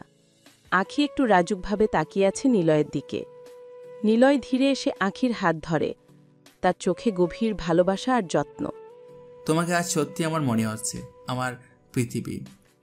আখি হাসে, চোখ নামিয়ে নেয়। নিলয় তার মুখটা আলতো করে কাছে আনে, আখির ঠোঁটে এক নরম চুমু দেয়, ভালোবাসায় ভরা, ধৈর্য আর যত্নে। তারপর সে আখিকে জড়িয়ে ধরে। আখির কপাল, গাল, গলা, এক একটা জায়গায় ভালোবাসা ছুঁয়ে যায় নীল জ্যোৎস্নার মতো। আখিও তার বুকে মাথা রাখে। স্পর্শে, নিঃশ্বাসে, ভালোবাসায় তারা অনুভব করে আজ থেকে তারা একে অন্যের জন্যই। বিয়ের কিছুদিন পরে আখির বাবার বাড়িতে একটি পারিবারিক অনুষ্ঠান। ঘর ভর্তি লোকজন এসেছে। আখির বাবার পরিবারের আত্মীয় স্বজন, নিকটজন সবাই এসেছে। আখির বাবা দারুণ আয়োজন করেছেন, তাদের মেয়ের নতুন জীবনের প্রথম দাওয়াত। আজ নিলয় খুব সাদাসিধে পোশাকে এসেছে, যেমনটা সবসময় থাকে। কিছু আত্মীয় ফিসফিস করে বলছে, সেটা দেখতে মন্দ না, তবে মনে হয় খুব সাদামাটা। কি করে কে জানে। আখির এক চাচা জিজ্ঞেস করে বসে, তুমি তো শুনেছি এখনো চাকরি পাওনি। না, আমি চাকরি করছি না, আমি ব্যবসা করি। সবাই একটু চুপ, কেউ কেউ কৌতূহলী চোখে তাকায়। তুমি কি ধরনের ব্যবসা করো নিলয়? নিলয় ধীরে একটা ফোন বের করলো, প্রজেক্টরের সঙ্গে কানেক্ট করে কয়েকটা ছবি, সংবাদপত্রের হেডলাইন আর ভিডিও দেখালো। হেডলাইন, NEXA কর্প এর সিইও নিলয় রহমান, দেশের তরুণ টপ বিজনেস আইকন। আরেকটায় দেখা যাচ্ছে আন্তর্জাতিক সম্মেলনে নিলয় পুরস্কার নিচ্ছে। আমি নেক্সা গ্রুপের প্রতিষ্ঠাতা, প্রযুক্তি, রিয়েল এস্টেট আর ই-কমার্সে কাজ করি। আজ যা কিছু অর্জন করেছি তা রাতের পর রাত পরিশ্রম করে, পরিবারের অবহেলা সহ্য করে একার লড়াইয়ে পেরিয়ে এসেছি। কিন্তু সে একটু থেমে আখির দিকে তাকায়। সফলতা তখনই অর্থবহ হয় যখন কেউ তোমাকে তোমার অসফল অবস্থায় তো ভালোবাসে। আখি আমাকে তখন ভালোবেসেছিল যখন আমি তাকে কিছুই জানাইনি, সব না যেন আমাকে ভালোবেসেছে। আজ তার জন্যই আমি গর্ব করে বলতে পারি এই মেয়ে আমার সাফল্যের সবচেয়ে বড় অংশীদার। ঘরে নিস্তব্ধতা, কয়েক মুহূর্তের মধ্যে তালি পড়ে। সবাই অভিভূত। আখির বাবা উঠে দাঁড়িয়ে নিলয়ের পাশে এসে বললেন, আমি ভুল করেছিলাম, ছেলেকে ছোট ভেবেছিলাম। আজ বুঝছি তোমার মতো জামাই পেয়ে আমি গর্বিত। আখির বাবার বাড়ির পারিবারিক সংবর্ধনা, আখির বাবার ব্যবসায়িক সফলতার একটি বড় অনুষ্ঠান। দেশের প্রভাবশালী ব্যবসায়ী ও তাদের পরিবারকে আমন্ত্রণ জানানো হয়েছে। একটি গাড়ি এসে থামে। আখি পাশে দাঁড়িয়ে নিলয়ের হাত ধরে। আখির বাবা এগিয়ে এসে বললেন, আজ আমার ব্যবসার অন্যতম গুরুত্বপূর্ণ ক্লায়েন্টের পরিবার আসছে, মিস্টার রহমান ও তার পরিবার। নিলয় চুপচাপ দাঁড়িয়ে থাকে। গাড়ি থেকে নেমে আসে নিলয়ের বাবা মা, বড় ভাই আকাশ, বড় ভাবি, মেজ ভাবি, ভাইয়ের মেয়ে রাইসা। নিলয়ের মা একটু এগিয়ে এসে মুখটা ভালো করে দেখে। নিলয়, এক আর্তচিৎকার করে মা ছুটে আসে। আমার নিলয়, এতদিন কোথায় ছিলি বাবা? তুই তো হারিয়ে গেছিলি। মা জড়িয়ে ধরে অঝরে কাঁদে। নিলয়ের চোখেও জল, কিন্তু শান্ত গলায় বলে, মা, আমি হারাইনি, শুধু একটু সময় নিচ্ছিলাম নিজেকে প্রমাণ করার জন্য। বড় ভাবি একটু দূরে দাঁড়িয়ে হতবাক হয়ে বলে, এই সেই নিলয় যে পড়াশোনা করছিল, কারোর চোখে চোখ তুলে কথা বলতে পারতো না? হ্যাঁ, আমি সেই নিলয় যে একসময় এই পরিবারে বোঝা ছিলাম। আজ আমি আপনাদের সামনে দাঁড়িয়ে নিজের পরিশ্রমে তৈরি করে পরিচয় নিয়ে, কিন্তু মনের এক খুনি আজও আপনারা যেভাবে ভালোবাসেননি সেই শূন্যতায় ভরা। ভাই, আমরা তোকে চিনতে পারিনি। তুই আজ আমাদের সবার চেয়ে অনেক উপরে। আমি জানতাম তুই একদিন বড় হবি। আমি তোকে সবসময় বিশ্বাস করতাম রে। রাইসা দৌড়ে এসে জড়িয়ে ধরে। চাচু, তুমি হিরো? তুই আমার আসল পুরস্কার রাইসা। আজ আমি গর্বিত, কারণ আমার মেয়ের স্বামী শুধু সফল একজন মানুষই নয়, একজন ভালো মানুষ। আখির বাবা ঘোষণার মতো করে বলেন, আপনাদের সবাইকে পরিচয় করিয়ে দিই। এ হলেন নিলয় রহমান, দেশের অন্যতম শীর্ষস্থানীয় তরুণ উদ্যোক্তা, যার মালিকানায় রয়েছে 5টি বৃহৎ কোম্পানি, আন্তর্জাতিক ব্র্যান্ডের পার্টনারশিপ আর হাজারো মানুষের কর্মসংস্থান। সাথে সাথে পুরো ঘর নিস্তব্ধ। আকাশ নিলয়ের বড় ভাই মুখে হাত দিয়ে বলে, নিলয়, তুই এত বড় বিজনেসম্যান? আমরা যাকে অপদার্থ বলতাম সে আজ দেশের গর্ব। নিলয়ের বাবা চুপ করে দাঁড়িয়ে থাকে কিছুক্ষণ, তারপর এগিয়ে এসে চোখ নামিয়ে বলে, বাবা, আমাদের ক্ষমা করে দে, তোকে আমরা বুঝতে পারিনি। ভুল হয়েছে ভাই, খুব ভুল করেছি তোর সাথে। নিলয় সবার দিকে একবার তাকায়। তার চোখে জল নেই, কিন্তু চোখ দুটো খুবই শান্ত। ক্ষমা না, আমি ক্ষমা করতে পারি না, কারণ কিছু ক্ষত থাকে যেগুলো ক্ষমা করলেও শুকায় না। তবে আমার মা আর আমার মেজ ভাবি, তোমরা আমাকে তখনও ভালোবেসেছিলে যখন আমি কিছু ছিলাম না। তোমাদের আমি কোনোদিনও ভুলবো না, তোমাদের সঙ্গে সারা জীবন যোগাযোগ রাখবো, এটাই আমার কথা। আমার ছেলেটা এমন হবে জানতাম আমি। তুই তো সব সময় শোনা ছিলি রে। তোর সাফল্য আমার গর্ব নিলয়। আকাশ ও বড় ভাবি পেছনে দাঁড়িয়ে কাঁদে চুপচাপ। বাবাও চুপচাপ মাথা নিচু করে সরে যায়। আখি পাশে এসে নিলয়ের হাত ধরে। নিলয় মৃদু হেসে বলে, দেখলে আখি, সব শেষ হলো। ভালোবাসা আর আত্মসম্মান, এই দুই জিনিসই মানুষের বড় হয়। সবাই যখন নিলয়ের পরিচয়ে অবাক আর আবেগে অভিভূত, তখন এক কোণে দাঁড়িয়ে থাকা ছোট্ট রাইসা মুখ ফুলিয়ে দাঁড়িয়ে থাকে। সে গলা মিলিয়ে বলে, তুমি শুধু দাদি আর মেজো চাচিকে মনে রাখবে, আমাকে রাখবে না? নিলয় অবাক হয়ে তার দিকে তাকায়, তারপর হাঁটু গেড়ে বসে রাইসার চোখে চোখ রেখে মিষ্টি করে বলে, ওরে আমার ছোটো মা, তোর মতো লক্ষ্মীটা কি বলে থাকা যায়? তুই যখন যা চাস আমাকে একটা ফোন দিবি, চকলেট লাগলে চকলেট, বই লাগলে বই, পুতুল লাগলে পুতুল, আমি সব পাঠিয়ে দেবো। রাইসা খুশি হয়ে ঝাঁপিয়ে পড়ে নিলয়ের বুকে। প্রমিস? প্রমিস? তুই তো আমার রাজকন্যা। তারপর নিলয় উঠে দাঁড়িয়ে সবার সামনে আখিকে পাশে ডেকে নিয়ে আসে। সে তার মা আর মেজো ভাবির দিকে তাকিয়ে বলে, আমি আখিকে বিয়ে করছি। অনেক মেয়ে এসেছে আমার জীবনে, কেউ আমার অর্থ বুঝেছে, কেউ আমার পরিচয়, কিন্তু আখি আমাকে ভালোবেসেছে তখন যখন আমি তার চোখে শুধু একজন সাধারণ ছেলে। সে কখনো আমাকে অপমান করেনি, গরিব দেখে ঠকায়নি। এই মেয়েটার মতো সঙ্গী পেয়ে আমি গর্বিত। নিলয়ের মা চোখ ভিজে যায়। তিনি এগিয়ে এসে আখির মাথায় হাত রাখেন। বৌমা, তুমি আমার ছেলেটাকে সম্মান দিয়েছ, ভালোবেসেছ। সৃষ্টিকর্তা যেন তোমার জীবন সুখে ভরে রাখেন। তোমাদের জোড়ায় যেন কখনো দুঃখ না আসে। আকি, তুই শুধু ভালো বউ না, নিলয়ের জীবনের আশীর্বাদ হয়ে এলি। আমি নিলয়কে শুধু ভালোবেসেছি, কিছু পাওয়ার জন্য নয়। ভালোবাসা যদি নিঃস্বার্থ হয়, সৃষ্টিকর্তাও দোয়া দেন। সবাই বিদায় নিয়ে চলে গেলে নিলয় আর আখি নিজেদের নতুন বাড়িতে একা থাকে। সন্ধ্যার নরম আলো ঘর জুড়ে ছড়িয়ে পড়ে, হালকা বাতাস পর্দা নাচিয়ে দেয়। আখি বারান্দায় দাঁড়িয়ে চাঁদের দিকে তাকিয়ে থাকে। পেছন থেকে নিলয় এসে ধীরে ধীরে তার পাশে দাঁড়ায়। জানো, এই চাঁদটাকেও হিংসা হচ্ছে তোমার রূপ দেখে। সব সময় তোমার মুখে এই মিষ্টি কথা আসে কোথা থেকে? নিলয় তার মুখটা আখির কাছে নিয়ে আসে, চোখে চোখ রেখে বলে, তুমি পাশে থাকো বলেই আমার জীবন মিষ্টি হয়ে গেছে। তারপর সে আখির কপালে একটা নরম চুমু খায়। আখি লজ্জায় চোখ নামিয়ে ফেলে। নিলয় তার হাত ধরে ঘরের ভিতর নিয়ে যায়, কোলে করে বিছানায় শুয়ে দেয়, তারপর তার ঠোঁটে কিস করতে থাকে। আখিও সাড়া দেয় সেই ভালোবাসায়। সেই রাতে দুজন একে অপরকে আরও গভীর করে চেনে নেয়। কথার মাঝে হাসির মাঝে চোখে চোখ রেখে প্রতিজ্ঞা করে, এই সম্পর্ক শুধু আজকের না, সারা জীবনের। ভালোবাসার মাঝে এক অদ্ভুত শান্তি, এক নীরব প্রতিশ্রুতি। তুমি আমি একসাথে সব সময়। তো দর্শক, আজকেও আমাদের বিদায় নেওয়ার সময় চলে এলো।